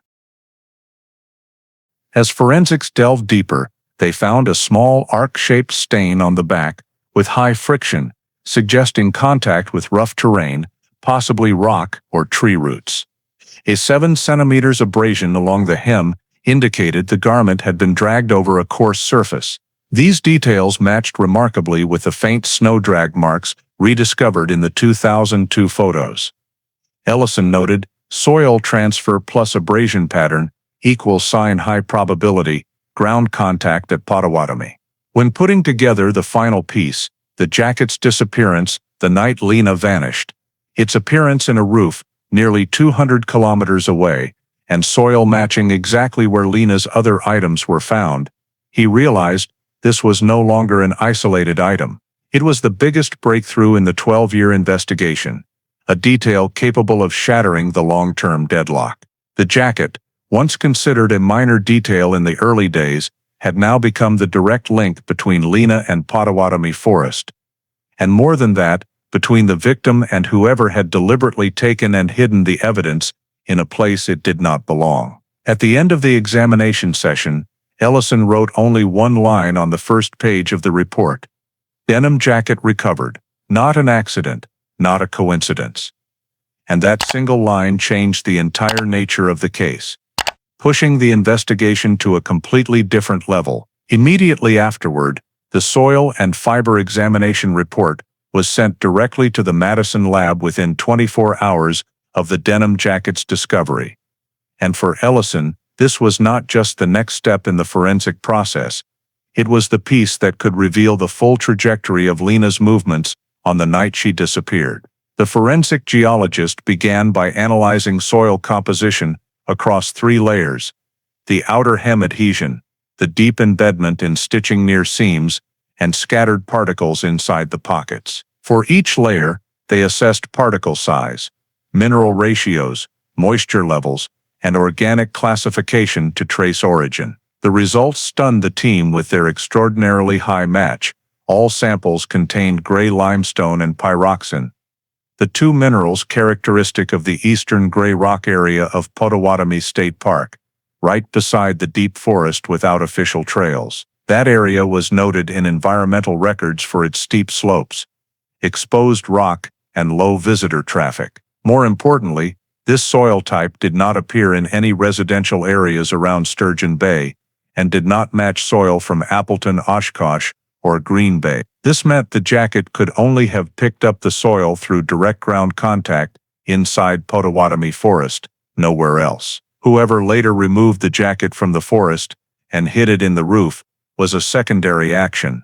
The soil's origin remained the gray rock area. Next, the team examined the abraded hem. Under high magnification, they found uneven tearing, denim fibers stretched horizontally in a V-shaped pattern, typical of fabric dragged over rough terrain rather than snagged on a stationary sharp object. Broken threads at the edge indicated sustained friction rather than a single impact, moving front to back. Fine scratches within the fibers mostly matched the gray-brown of exposed tree roots. All this led to a critical inference: Lena most likely fell to the ground, or was pushed, or was dragged across the rocky root soil surface in that area. Not just a fall, but movement while unable to control herself or stand up. One forensic expert pointed out horizontal scratches running from the hip to the hem, commonly seen when a victim is dragged by grasping the upper garment and pulling backward. If Lena had simply fallen, tears might still occur, but they would not be as uniformly directional as on this jacket. Soil samples taken from between the double denim layers also showed stratification, meaning soil was compressed between layers under pressure, which typically happens when a body lies on the garment for more than a few seconds. This was not the signature of a jacket tossed or dropped. It was the signature of body weight pressing fabric against soil, briefly but firmly. Forensics could only confirm signs of force applied to the clothing. No one could be certain of the exact circumstances, but the combined traces pointed to one scenario: Lena fell, or was caused to fall, onto the gray rock ground, and in the process her jacket made direct prolonged contact with Potawatomi's rough forest surface. Concurrent with fiber analysis, the geology team performed XRD, spectroscopic soil matching. Results showed nearly 90% spectral overlap with 2001 environmental map samples from the eastern forest location in Potawatomi. Moisture and organic content also matched the pattern of conifer needle drop in winter, entirely consistent with the area search teams scoured in 2002 but found no evidence. Tiny wood fragments in the hem were tested. Their fiber structure most likely came from northern red pine, a species found only at core points inside the park, not near main entrances. This narrowed the probable area to a zone of just a few hundred square meters. When Ellison read the official report, he underlined 3 lines in red: soil match, eastern limestone ridge. Abrasion pattern, dragged fabric, primary incident location, Potawatomi State Park. In legal terms, this meant the incident occurred in the forest, not at Lena's home, not on the drive, not near residential areas, but inside Potawatomi Forest, the very place 2002 search teams abandoned, because there was no body, no blood, no signs of struggle. The denim jacket had now become irrefutable evidence that Lena was in the forest near the time of her disappearance, and clearly not under normal circumstances. As Ellison closed the report, he wrote a brief entry in his investigation log: "This is no longer a missing person case. This is a crime scene." From that moment, the entire investigative direction shifted to a new trajectory where every relationship and every 2002 statement had to be re-examined under the forensic light of 2014. Therefore, Ellison immediately arranged an interview with Emily Hartford on the afternoon of May 18, 2014, in the small interrogation room at the DOJ, Wisconsin. A gray-walled room with a wooden table, cold yellow lighting, and 2 chairs facing each other. His goal was not to charge her, but to re-examine the entire 2002 timeline in light of the new evidence, especially after the soil and fabric analysis of the denim jacket confirmed that Lena had been in the Gray Rock area east of Potawatomi around the time of her disappearance. Emily entered the room on time, her appearance as neat as the school personnel files had once described. Hair tied high, black cardigan, and a folder of documents held against her chest. She tried to project calm, but Ellison was familiar with the subtle tension in the faces of those being questioned.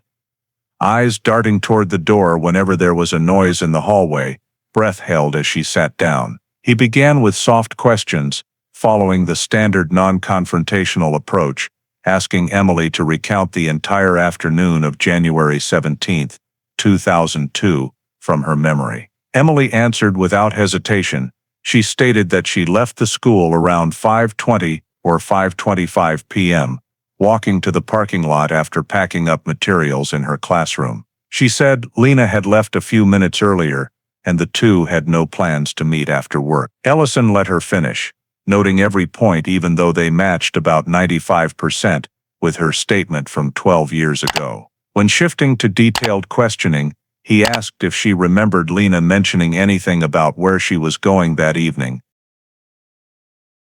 Emily shook her head immediately, her voice even and somewhat resolute. No, she only talked about the lecture the next morning. Nothing unusual. Ellison continued with timelines, where she was from 5:30 to 6:15 p.m. Emily replied that she went straight home, took a quick shower, ate dinner alone, and then watched television. When Ellison asked if anyone could confirm that, she said, "No, I lived alone at the time." The answers were consistent but didn't help narrow anything down. Then Ellison focused on the point noted in the 2002 file, but never deeply verified, the 45-minute gap in Emily's alibi. The period that overlapped with the initial investigation's inability to locate Lena. Emily remained calm. "I really just went home. I had nothing to do with what happened to Lena." Each response followed a logical structure, typical of someone who had rehearsed in front of a mirror or told this story too many times over 12 years. That is, until Ellison opened the evidence bag and placed Lena's denim jacket on the table. The jacket lay neatly in a clear plastic bag, the tears, dirt stains, and frayed fibers clearly visible under the interrogation room lights. In that moment, Emily's expression changed in a way unlike any normal psychological shift before. She froze, eyes widening for a fraction of a second, as if recognizing something that shouldn't exist there, an object that by her logic could not have been found after 12 years. Ellison said nothing, just observed. Emily swallowed, her body leaning slightly back, hands unconsciously gripping the chair arms. Her face paled, and when she tried to speak, the sound came out thin and broken.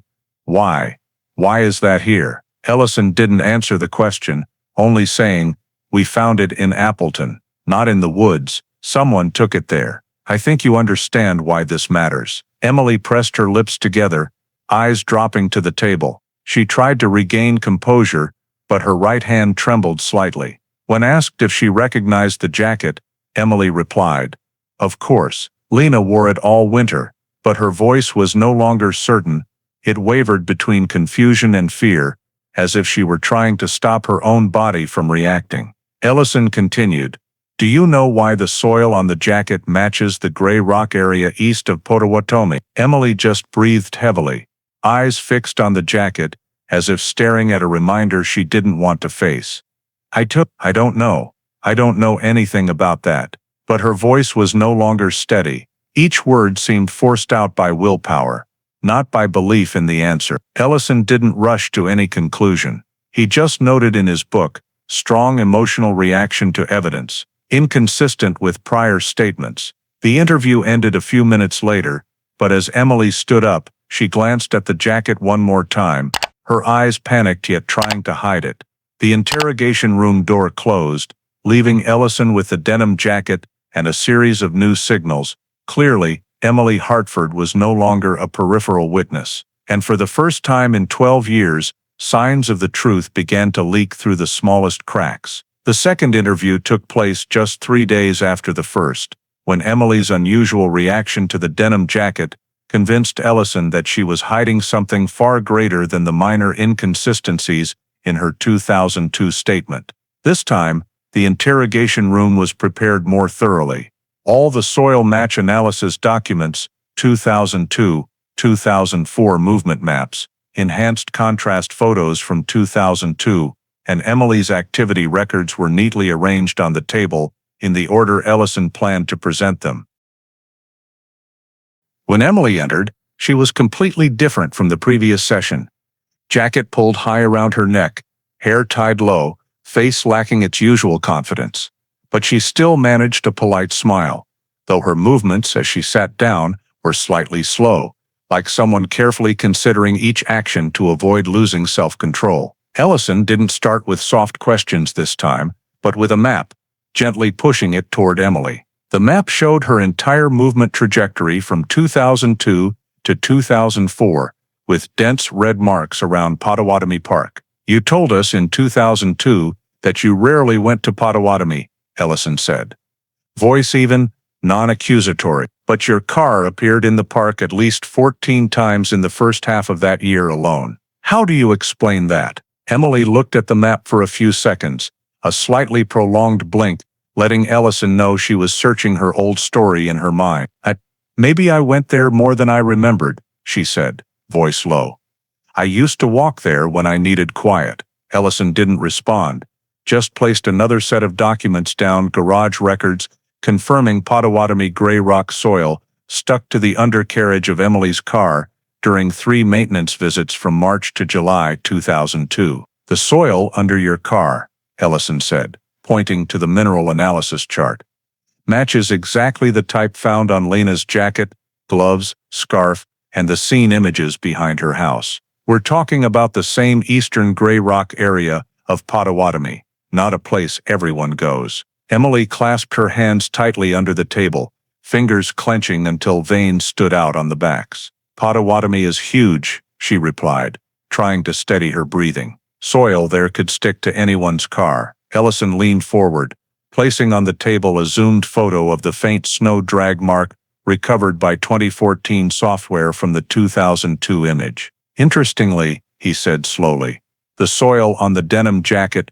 matches this exact area. Not the tourist section, not the park entrance, but the east, where tree roots protrude and gray rocks are exposed." Emily looked at the photo, but said nothing. Her eyes strained, as if trying to gauge how much Ellison knew. That expression made him clearly sense the feeling of being cornered enveloping her. "Have you ever been to the eastern part of Potawatomi?" he asked. Emily was silent. 1 beat, 2 beats. Then she shook her head, a bit harder than necessary.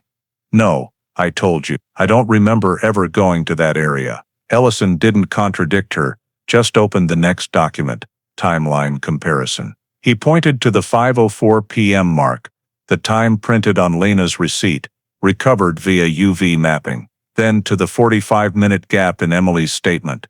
"You said you left the school right after Lena," Ellison said. "But your receipt from a nearby store is timed at 5:58 p.m., meaning you couldn't have left right after Lena. From 5:12 to 5:58 p.m., where were you?" Emily opened her mouth, but no sound came out for a moment. When she spoke, her voice was dry, as if her throat were constricted. "I don't remember every minute after 12 years. I just went to buy a few things. That's all." Ellison gently pushed the final set of papers toward her. Records from the yoga class held at the community center on the edge of Potawatomi, where Emily continued attending regularly until June 2002, completely contradicting her statement that she stopped attending at the end of 2001. The truth was revealed layer by layer, not loudly, not threateningly, but enough to shake all of Emily's defenses. She took a deep breath, and for the first time since the interrogation began, her voice was no longer even or controlled.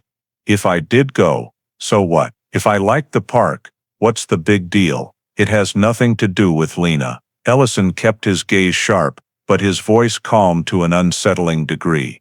"You're right. There's nothing wrong with going to Potawatomi," he said. But what I want to understand is why you lied about it." Emily froze, as if someone had just slapped her. She closed her eyes for a second, then opened them, her eyes reflecting exhaustion mixed with panic. "I didn't want to be questioned about it forever," she replied, almost whispering. "I didn't want to be involved in the case. I didn't want anyone to think I was connected." Ellison didn't miss the opportunity. "No one thought you were connected," he said, then lightly placed his hand on the sealed denim jacket. "Until this jacket showed up, and the soil on it matched the place you kept going to for half a year after Lena disappeared." Emily stared at the jacket, this time not confused, but truly terrified.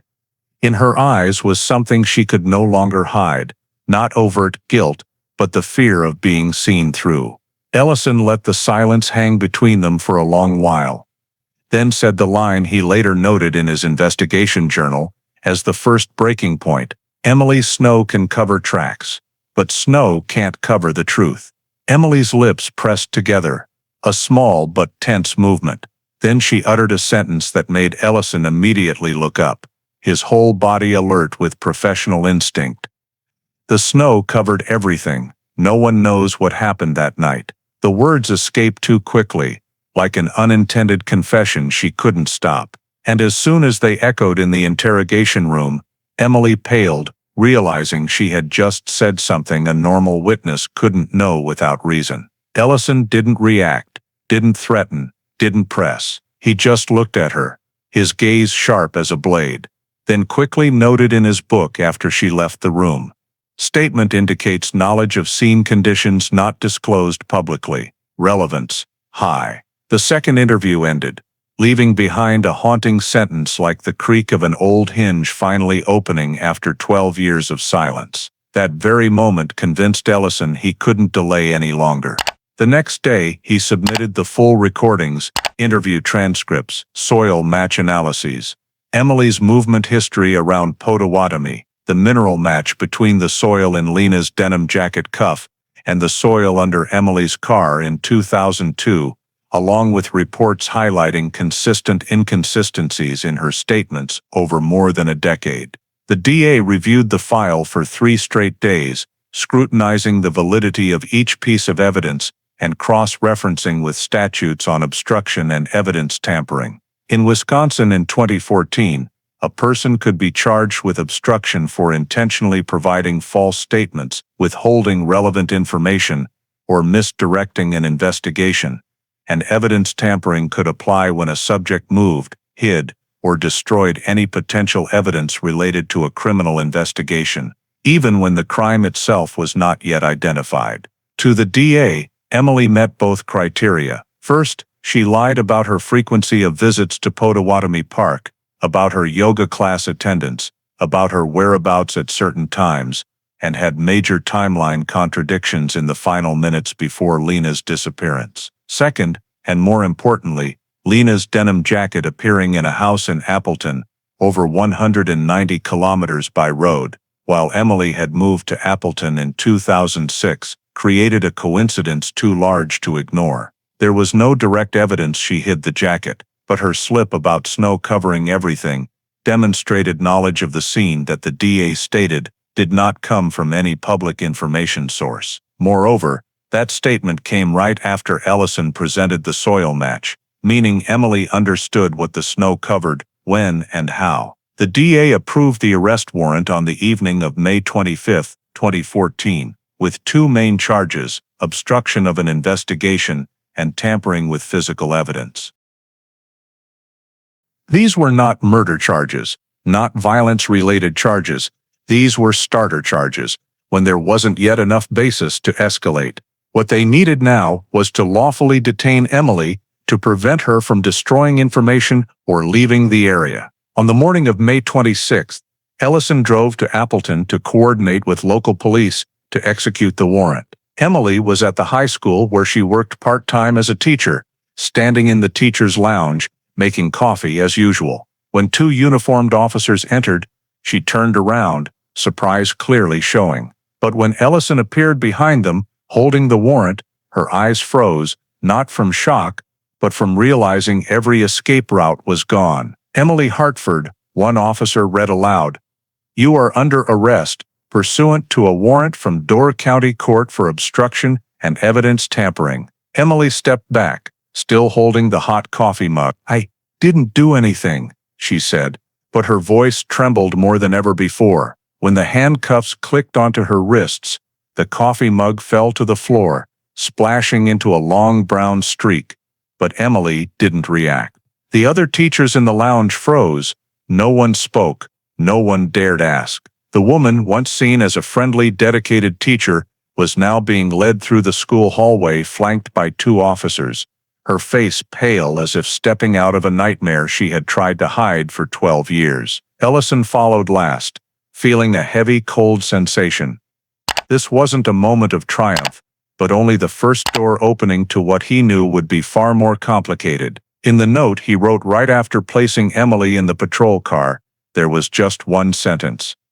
"She reacted before she was accused. That alone is the reason to keep going." And that arrest officially moved the Lena Brooks disappearance case out of vague gray ambiguity into an entirely new phase. Immediately after her arrest and transfer to the DOJ Wisconsin interrogation room in Green Bay, Emily Hartford was placed in a cold, windowless, white-walled room, with only a metal table in the center reflecting the dim lights. Ellison sat across from her, with the recorder, thick case file, and sealed bag containing Lena's denim jacket placed right in the middle of the table, like evidence Emily couldn't avoid. The first 4 hours passed in endless repetition of denials. Emily insisted she had done nothing wrong, that she was just an old friend, that she only wanted to avoid trouble, so she had been less than fully honest about going to Potawatomi Park. But each time Ellison mentioned the soil match, the eastern gray rock area of Potawatomi, the coincidence between Emily's movements and the locations of Lena's evidence, Emily's facial muscles tightened a bit more, her hands trembling slightly before gripping the chair arms tightly. By the 4th hour, Ellison pushed the 2014 scene analysis photos toward her, the broken footprints, faint snow drag marks, patchy soil spots covered by snow. He spoke slowly, each word deliberate. "Emily, snow can cover every trace, but it can't cover what you did that day." As if a string stretched to the breaking point, Emily suddenly bowed her head, both hands pressing against her temples. In that moment, the room felt so heavy the air seemed sucked out. Ellison said nothing more. He knew silence was sometimes the key to unlocking what others tried to bury deepest. Emily gasped for breath, shoulders shaking slightly. When she lifted her head, her eyes were red, no longer defiant, only the absolute exhaustion of someone with no strength left to resist. "We argued," she said, voice hoarse, as if passing through a thin layer of 12 years' dust. Ellison kept his face neutral, but his pulse quickened. "Where?" "In the woods," Emily replied, voice choked. "At Potawatomi. That gray rock area, the place you mentioned." The confession began to flow, slowly but unstoppable. Emily recounted that on the afternoon of January 17, 2002, after Lena left school, she suddenly decided to meet her friend again to talk about a personal issue between them. She didn't specify what, only that it was something that made her angry and ashamed, and she thought it could only be resolved privately. Emily followed Lena from a distance, keeping enough space so Lena wouldn't notice, then parked a short distance from the main Potawatomi lot. She realized Lena had gone into the woods because she saw the house lights on, but the Civic missing from the driveway. "I just wanted to talk," she said, hands clenched until white. That's all. But that conversation, according to Emily, quickly turned into an argument. Lena wanted to leave, didn't want to continue the discussion. Emily said through tears. She turned her back. I grabbed her arm to pull her back. Just so she would listen to me. Lena jerked away. The snow was slippery, rock exposed under the thin cover. I pushed her, Emily blurted, voice shaking as if she couldn't believe her own words. Not hard, not to hurt her, just to make her stop. But Lena slipped. Behind her was a low rock outcrop, protruding from the ground. Emily described the sound of Lena's head hitting the rock. A dry thud, unlike any sound I've ever heard. Lena fell, motionless. No response, no heavy breathing. Emily said she froze at that moment, unsure whether to run or call someone. But within seconds, she realized Lena was no longer alive. I panicked, Emily said, hands covering her face. I couldn't let anyone think I meant to. In that panic, Emily dragged Lena's body into the dense root area near the slope. She admitted using Lena's own denim jacket to cover her face and bloody head. That was why soil was deeply embedded in the cuff. But that wasn't all. Emily confessed that a few hours later, when leaving the woods, she returned once more, this time bringing a small shovel from her car.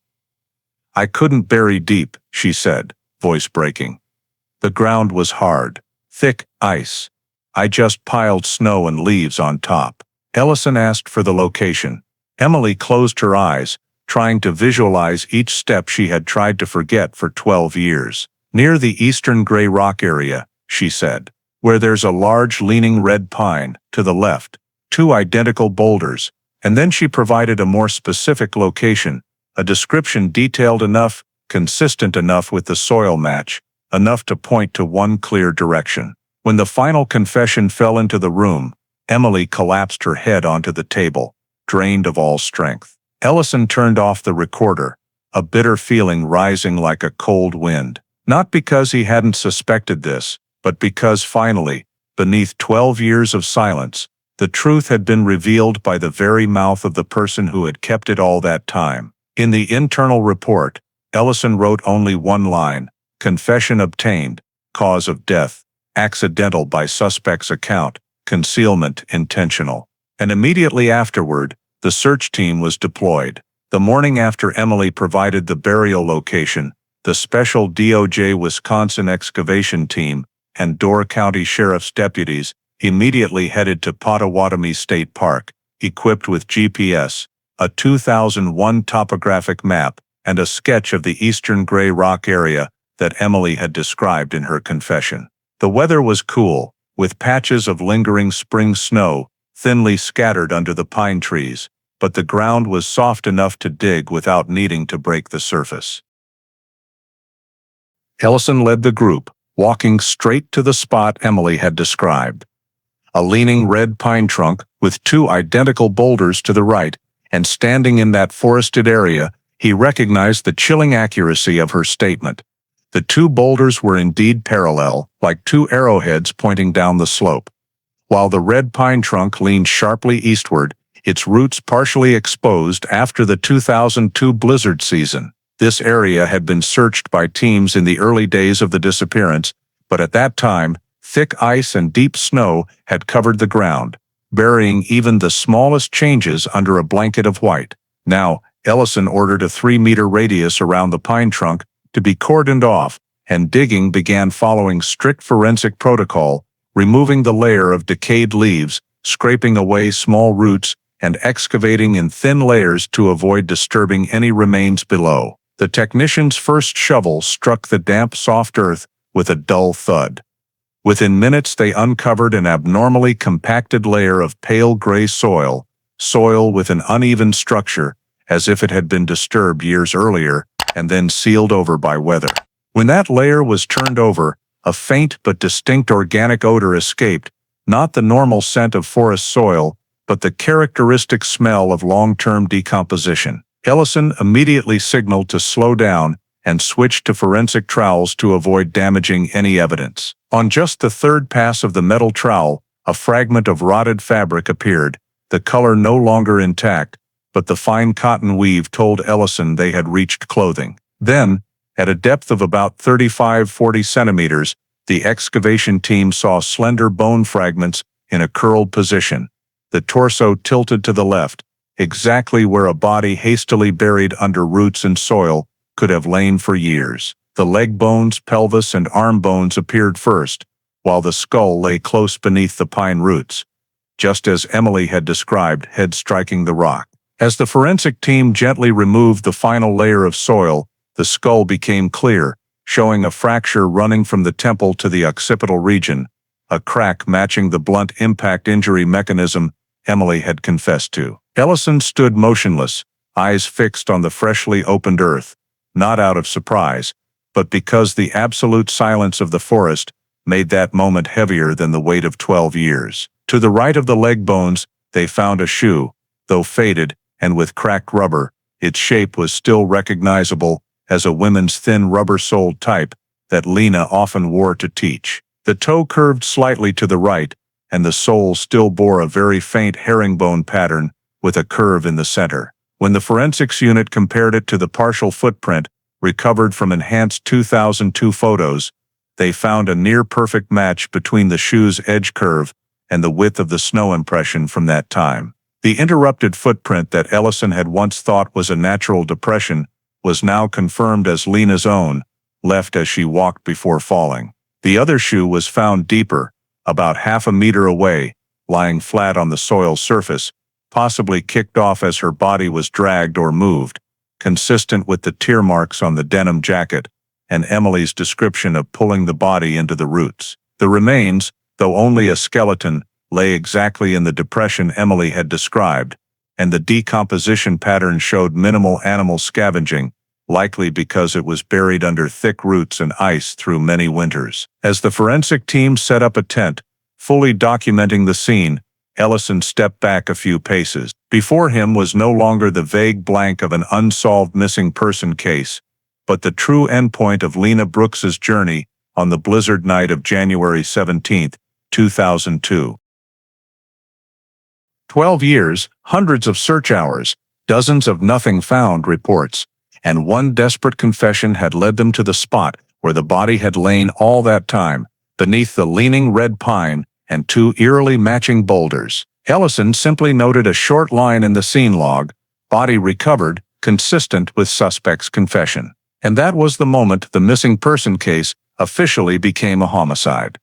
The official forensic report was completed 10 days after Lena Brooks's remains were exhumed, and though Ellison had anticipated many findings, the report still carried the cold weight of science, a silent affirmation that Emily's entire confession matched not only the location and circumstances, but every detail with the biological traces remaining on the skeleton after 12 years under the red pine. The DOJ Wisconsin lab first reconstructed the skull using 3D modeling combined with CT scans to clarify every fracture line and the extent of structural damage. The results showed a primary skull fracture running from the right temple around to the back, ending at the occiput, closely matching Emily's original description of the fall onto rock. The fracture was no wider than a few millimeters, but over 8 centimeters long, a type of injury assessed as strong impact against a hard surface, not the pattern from repeated blunt strikes. Microscopic analysis revealed 2 secondary hairline fractures branching from the main one, characteristic of trauma occurring when the victim fell from a standing position or backward in a loss of control, rather than being struck from the front. The report stated clearly, no signs of repeated blunt force trauma, single impact injury consistent with fall onto irregular stone surface. This ruled out any weapon or intentional repeated assault. The forensic experts noted that if a weapon had been used, the fractures would be deeper, more widespread, and show crushing at the impact point, while Lena's skull had only one clear contact site. More importantly, the bone around the fracture showed no concentrated chipping, proving the force came from the body's own weight in a fall, not an external directed blow. Continuing with the ribs, spine, and limbs, the team found no old fractures or secondary injuries, no signs of rib breaks from kicking, compression, or forceful dragging. The vertebrae also showed no impact from a high fall. This aligned with the confession that the confrontation between Emily and Lena occurred on gently sloping forest ground, not a cliff or high ledge. Remaining fabric fragments adhering to the shoulder and rib bones showed drag marks but no sharp tears, indicating no edged weapon involved in moving the body. The report noted abrasion pattern consistent with fabric-to-ground contact, no cut marks, matching prior analysis of tears on the denim jacket. Another key detail was the position of the hand and forearm bones, no fractures or breaks from a defensive reflex during the fall. In many backward falls, Victims instinctively extend their arms, causing a typical Cole's fracture, but Lena had none. This matched the confession that the fall happened too quickly. Lena slipped, twisted, and struck her head before she could react. The report also analyzed decomposition to determine if the victim died at the scene or was moved multiple times before burial. Based on bone positioning, body settlement, and underlying soil traces, forensics concluded the remains had stayed in one spot from the initial burial, with no signs of prior relocation. Soft tissues had fully decomposed, but the skeleton showed no major disturbance, indicating no significant animal scavenging or human return to move it. This supported Emily's statement that she returned only once to cover Lena with leaves and soil on January 17, then never came back. Dental and skull analysis further confirmed no facial or jaw trauma, no fractures around the eye sockets or sinuses, meaning no direct violence before the fall. This created a logical event sequence: an argument, a light push leading to a slip, then an immediate fatal fall onto rock. The medical examiner's overall conclusion on the final page: cause of death, cranial fracture due to blunt impact consistent with fall. Manner of death, indeterminate, no evidence of assault weapon. Time of death, immediate following impact. Though not fully classifiable criminally due to lacking soft tissue for precise impact angle, the report affirmed no evidence of active assault or intentional violence. But what caught Ellison's attention most was the examiner's final note: position of body and soil patterns consistent with post-mortem relocation. This matched the confession of Emily moving and concealing the body under roots, an act unrelated to the cause of death, but critical to charges of evidence tampering and others at trial. When Ellison finished reading the report, he closed his eyes for a second, feeling both relief and gloom. Relief because science had confirmed the truth. Gloom because Lena's death, once a hazy mystery in the snow, now lay starkly in cold lines of text. No ceremony, no drama. The forensic report simply stated what happened: one fall, one instant death, and 12 years sealed in Potawatomi forest soil. The room where Ellison sat was so quiet he could hear the wind whistling through the window glass. He closed the report folder and added a line to the cold case file: COD confirmed. Scene consistent with confession. Proceed with full reconstruction. And that scientific hammer blow closed the final chapter of ambiguity, opening the phase of justice's calculation. The forensic report was forwarded to the Door County District Attorney's Office just 2 days after Ellison signed off on the completed examination, becoming the most critical legal foundation for the DA to build the indictment. An indictment no longer limited to obstruction or tampering as in the early stage, but going straight to the core. Emily Hartford's actions on the night of January 17, 2002, directly led to Lena Brooks's death. After more than 12 years, with the victim's body recovered, cause of death determined, Emily's full recorded confession, and a chain of forensic evidence proving intentional concealment, the DA convened a closed meeting with the investigation team, forensic experts, and 2 federal prosecutors to assess feasibility of pursuing the highest charges allowed under Wisconsin law. In the meeting, the lead prosecutor opened with a simple but directive statement shaping the entire strategy: "We cannot call this an accident when she buried the body, hid the jacket, lied for 12 years, and deliberately concealed the scene." Although the forensic report determined death from skull trauma in a fall, with no evidence of a weapon or intentional violence, Wisconsin law still allows charging second-degree intentional homicide if the defendant's actions directly caused death in a context of pushing, pulling, or dangerous conduct where a reasonable person could foresee the outcome. Emily admitted pushing Lena during the argument.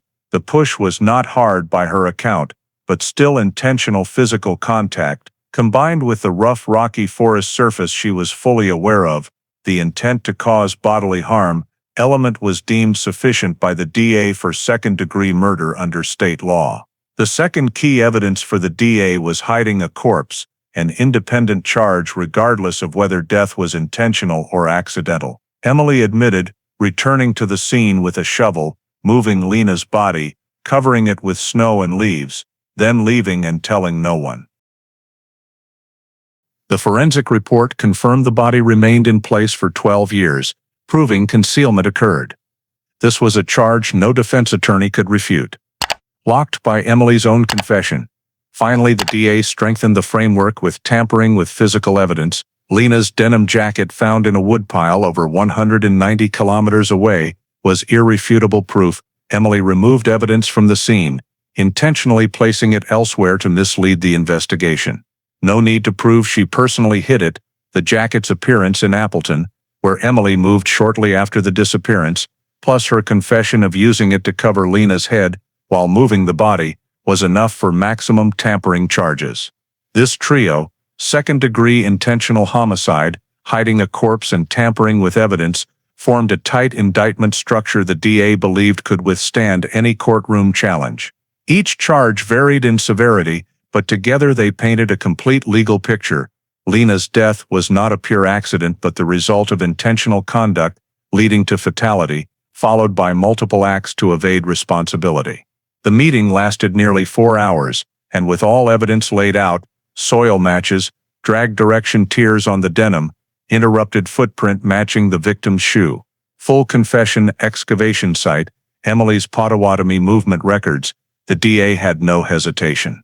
"We have a continuous chain of conduct," the lead prosecutor said, "from physical contact causing death, to body handling, to erasing traces and lying during investigation. No reason not to prosecute." On June 12, 2014, the formal indictment was issued, sealed by the district judge in Sturgeon Bay. The wording, cold, firm, and leaving no room for ambiguity.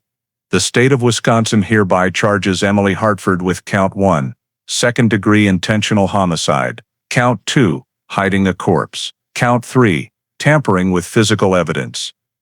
When Ellison held the indictment, he felt its weight, not just legal paper, but the final word for 12 years, chasing what seemed an unsolvable disappearance. This indictment, built on forensic foundation, confession, and the cold persistence of science, moved the Lena Brooks case into a phase where justice was no longer measured by hypothesis or doubt, but by irrefutable, undeniable evidence. The trial of Emily Hartford took place in early March 2015 at the Door County Courthouse, in a courtroom just large enough for a 12-person jury, prosecutors, defense counsel, local reporters, and a few Sturgeon Bay residents who had followed the Lena Brooks disappearance for over a decade.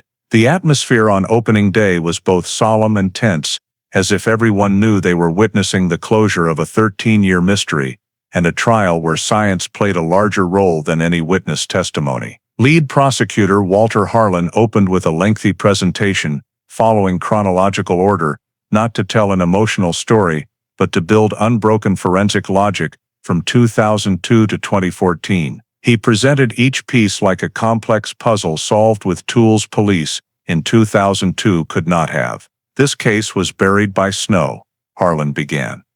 "But technology does not let snow bury the truth forever." He showed the 2002 scene, a home with no struggle signs, a clean Civic, a Potawatomi parking lot, with no clear footprints, forest blanketed in snow, leading to misclassification as a no-foul play missing person. He displayed original 2002 photos, then switched to 2014 software-enhanced versions, silencing the courtroom as interrupted footprints, faint snow drag trails, and patchy soil disturbances appeared clearly. "These traces were not new," he said.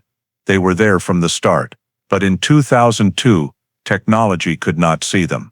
After the scene, the prosecution moved to primary evidence: gloves, scarf, receipt. Each item projected, with fiber analysis and mineral breakdowns explained in detail. Harlan pointed out the glove wool matched Lena's usual type, the scarf weave pattern matched, the receipt timestamp exactly 5:04 p.m., Lena's last purchase. In 2002, these were deemed possibly unrelated, but 2014 forensic methods show they were the victims, and they were found at Potawatomi. He paused before the heaviest argument, soil match. The mineral analysis chart enlarged, showing gray limestone and pyroxene, unique to Potawatomi's eastern gray rock area. Soil on the jacket, soil in the scarf, soil on the gloves, and soil under the defendant's 2002 car undercarriage, he said. Each word icy, all from the same single location. When turning to the denim jacket, the courtroom lighting seemed to dim. The jacket in its sealed bag displayed like a witness itself. The prosecutor described drag direction fiber tears, horizontal abrasion thread breaks, and minerals embedded deep in seams, showing the jacket pressed into forest soil under the victim's body weight. This jacket did not fall, Harlan said. It was not blown away. This jacket was used to conceal the body. Next was the timeline, what the prosecution called the backbone of truth. He highlighted the 45-minute gap in Emily's 2002 statement, contradictions with the 5:58 p.m. receipt, and inconsistencies with Rachel's account. He showed 2000-2004 movement maps reconstructing Emily's vehicle in Potawatomi throughout early 2002, completely contradicting her claim of rarely visiting the park. No one accidentally appears 14 times in a forest park after their friend disappears unless there is a reason, he said. But the most critical part was the confession. Audio excerpts played for the jury, Emily admitting pushing Lena, hearing the head strike rock, seeing her motionless, and in panic dragging the body under the pine and covering it with leaves and snow. Her voice trembled, sometimes choking. I just wanted her to stop. I didn't push hard, but she slipped, and I panicked. Harlan emphasized, this is not a coerced confession. This is voluntary, entirely consistent with every scientific evidence you have seen. Finally, the prosecution brought the jury to the forensic report, with its conclusion of fatal skull trauma from rock impact. No weapon signs, instant death, perfectly matching the confession. Science does not lie, he concluded. Science has shattered the entire story Emily told for 12 years. As he stepped back from the podium, the courtroom fell dead silent. Not because everyone was instantly convinced, but because the forensic logic from 2002 to 2014 was reconstructed so seamlessly that no piece fell outside the chain. The jury understood they were not just hearing a story, they were facing the skeleton of truth that had lain under snow for 12 years. It was in that very silence that the trial entered its most critical phase. The 8 days of arguments came to a close, and when the jury returned to the courtroom on the afternoon of the 8th day, the atmosphere was so tense that every breath could be heard. Emily sat motionless, her hands clasped together under the table, her gaze vacant after days of having to confront head-on the forensic details that laid bare layer after layer of the truth she had tried to bury for more than 12 years. When the presiding judge asked the foreperson of the jury to stand and read the verdict, no one in the room moved. As to count 1 second-degree intentional homicide, guilty. A slight twitch in Emily's shoulders, but she did not turn her head, did not react, as if her body already knew it was coming. Count 2, hiding a corpse, guilty. Count 3, tampering with physical evidence, guilty. All 3 charges resulted in guilty verdicts, without a moment of hesitation from the jury. Sentencing was scheduled 3 weeks later to allow the defense attorney and the prosecution to prepare their sentencing recommendations. On the day of sentencing, the courtroom was not as crowded as it had been during the trial days, but the heaviness in the air was even greater, as if what was taking place was not just the end of a case, but the closing of a long, dark chapter for the Sturgeon Bay community. Prosecutor Harlan stood first, reiterating his core argument. Emily had not only caused Lena's death by pushing her during an argument, but more importantly, she had deliberately concealed the body, removed evidence from the scene, transported it to Appleton, and hidden it in the rafters, an act that could not be taken lightly. Harlan emphasized the aggravating factors. It was not just the initial act, but 12 years of deliberate silence that left the victim's family without answers, caused the community to misunderstand the nature of the incident, and misled the entire investigation. That was 12 years of cover-up, not a moment of panic. The defense tried to argue that the death was accidental, with no intent to take a life, and that Emily had lived with guilt for more than a decade. But that argument weakened when weighed against the calculated series of concealment actions: removing the jacket from the scene, burying the body under a red pine, lying during interviews in 2002, continuing to lie when the case was reopened in 2014, and only admitting the truth when forensic evidence exposed every trace. When it was Emily's turn to speak, she stood, her shoulders trembling slightly, but her voice came out thin and unsteady. "I'm sorry, I never wanted this to happen, but I was scared. I was scared of everything." Those words did not sway the sentence, because it was not her fear that was on trial. It was the consequences of the choices she made. Judge Ruth Flanders read the sentence slowly, clearly, and without emotion. Yet every word carried the weight of 12 years of delayed justice. "Pursuant to Wisconsin law," she said, "the court sentences the defendant Emily Hartford to 24 years in prison for second-degree intentional homicide, 6 years for hiding a corpse, and 2 years for tampering with physical evidence. These sentences are to be served consecutively, for a total of 32 years. In her explanation, the judge emphasized the factors that led to the lengthy sentence. If the incident had remained at the level of an accident, the legal consequences would have been very different. But the defendant did not merely cause the victim's death. She illegally buried the body, moved evidence, and created a thick fog that obstructed the truth for a long time. The degree of concealment over 12 years is a serious aggravating factor. When the judge finished, Emily closed her eyes, as if facing a sentence she knew she would carry into old age. No crying, no screaming, just the click of handcuffs as the bailiff placed a hand on her shoulder and led her out of the courtroom. Ellison stood in the back, neither triumphant nor fully relieved. He only felt an emptiness open up as justice finally took shape, a quiet feeling of someone who had pursued the truth to its absolute limit. A 32-year sentence could not bring Lena Brooks back to her family, but it restored to the case something that had been buried under snow for too long: the absolute clarity of the truth.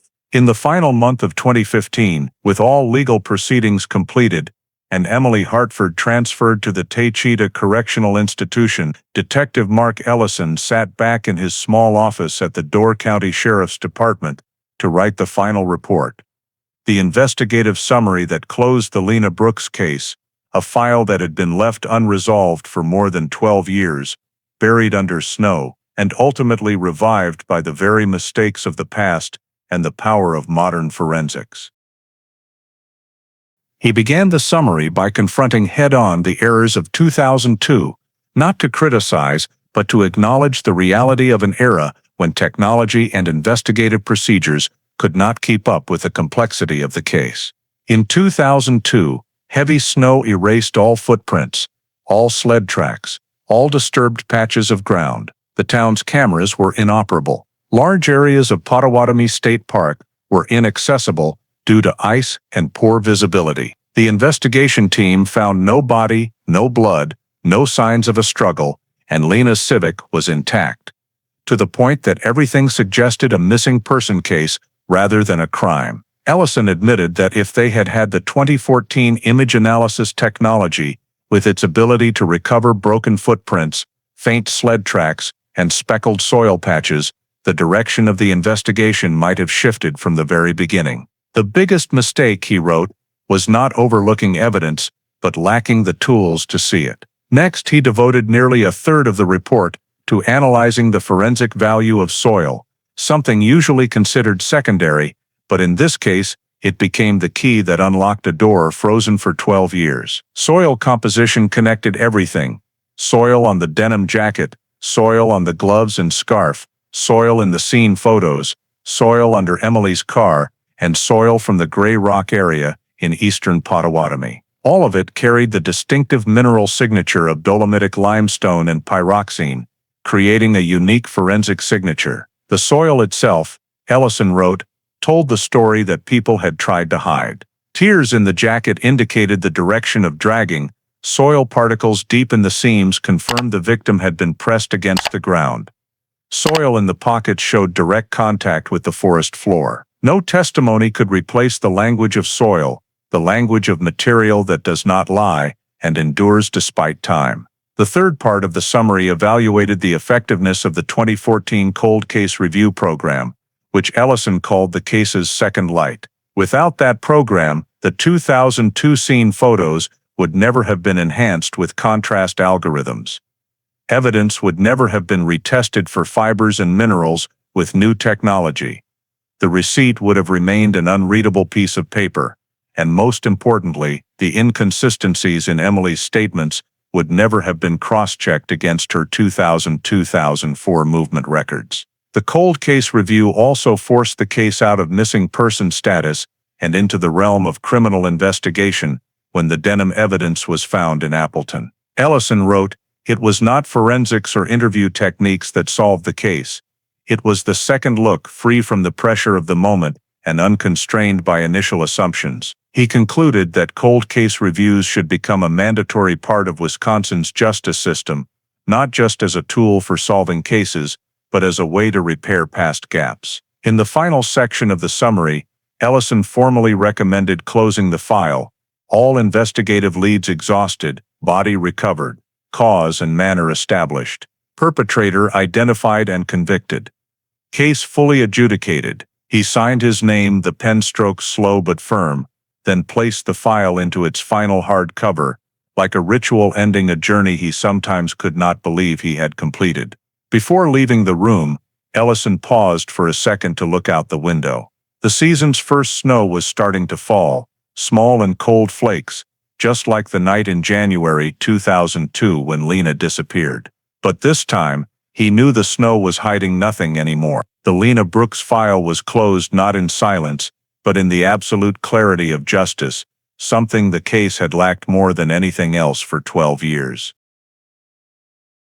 In the story of the Lena Brooks case, what makes it easy for American readers to connect to contemporary life is not just the snow-covered Wisconsin setting or the familiar legal system, but the very real details about the fallibility of human memory, the technological limitations at the time of the incident, and the weight of lying even once, even just to avoid trouble. Most of the mistakes in 2002 stemmed from things that sound perfectly ordinary: cameras disabled by ice, witnesses misremembering by a few minutes, snow erasing traces, and a friend choosing not to tell the full truth out of fear of being misunderstood. But when revisited after 12 years, those seemingly small things had become barriers that left the entire community and the victim's family living in the shadow of uncertainty. An important lesson from the case is the value of transparency, especially in personal relationships. Emily was not a cold-blooded killer.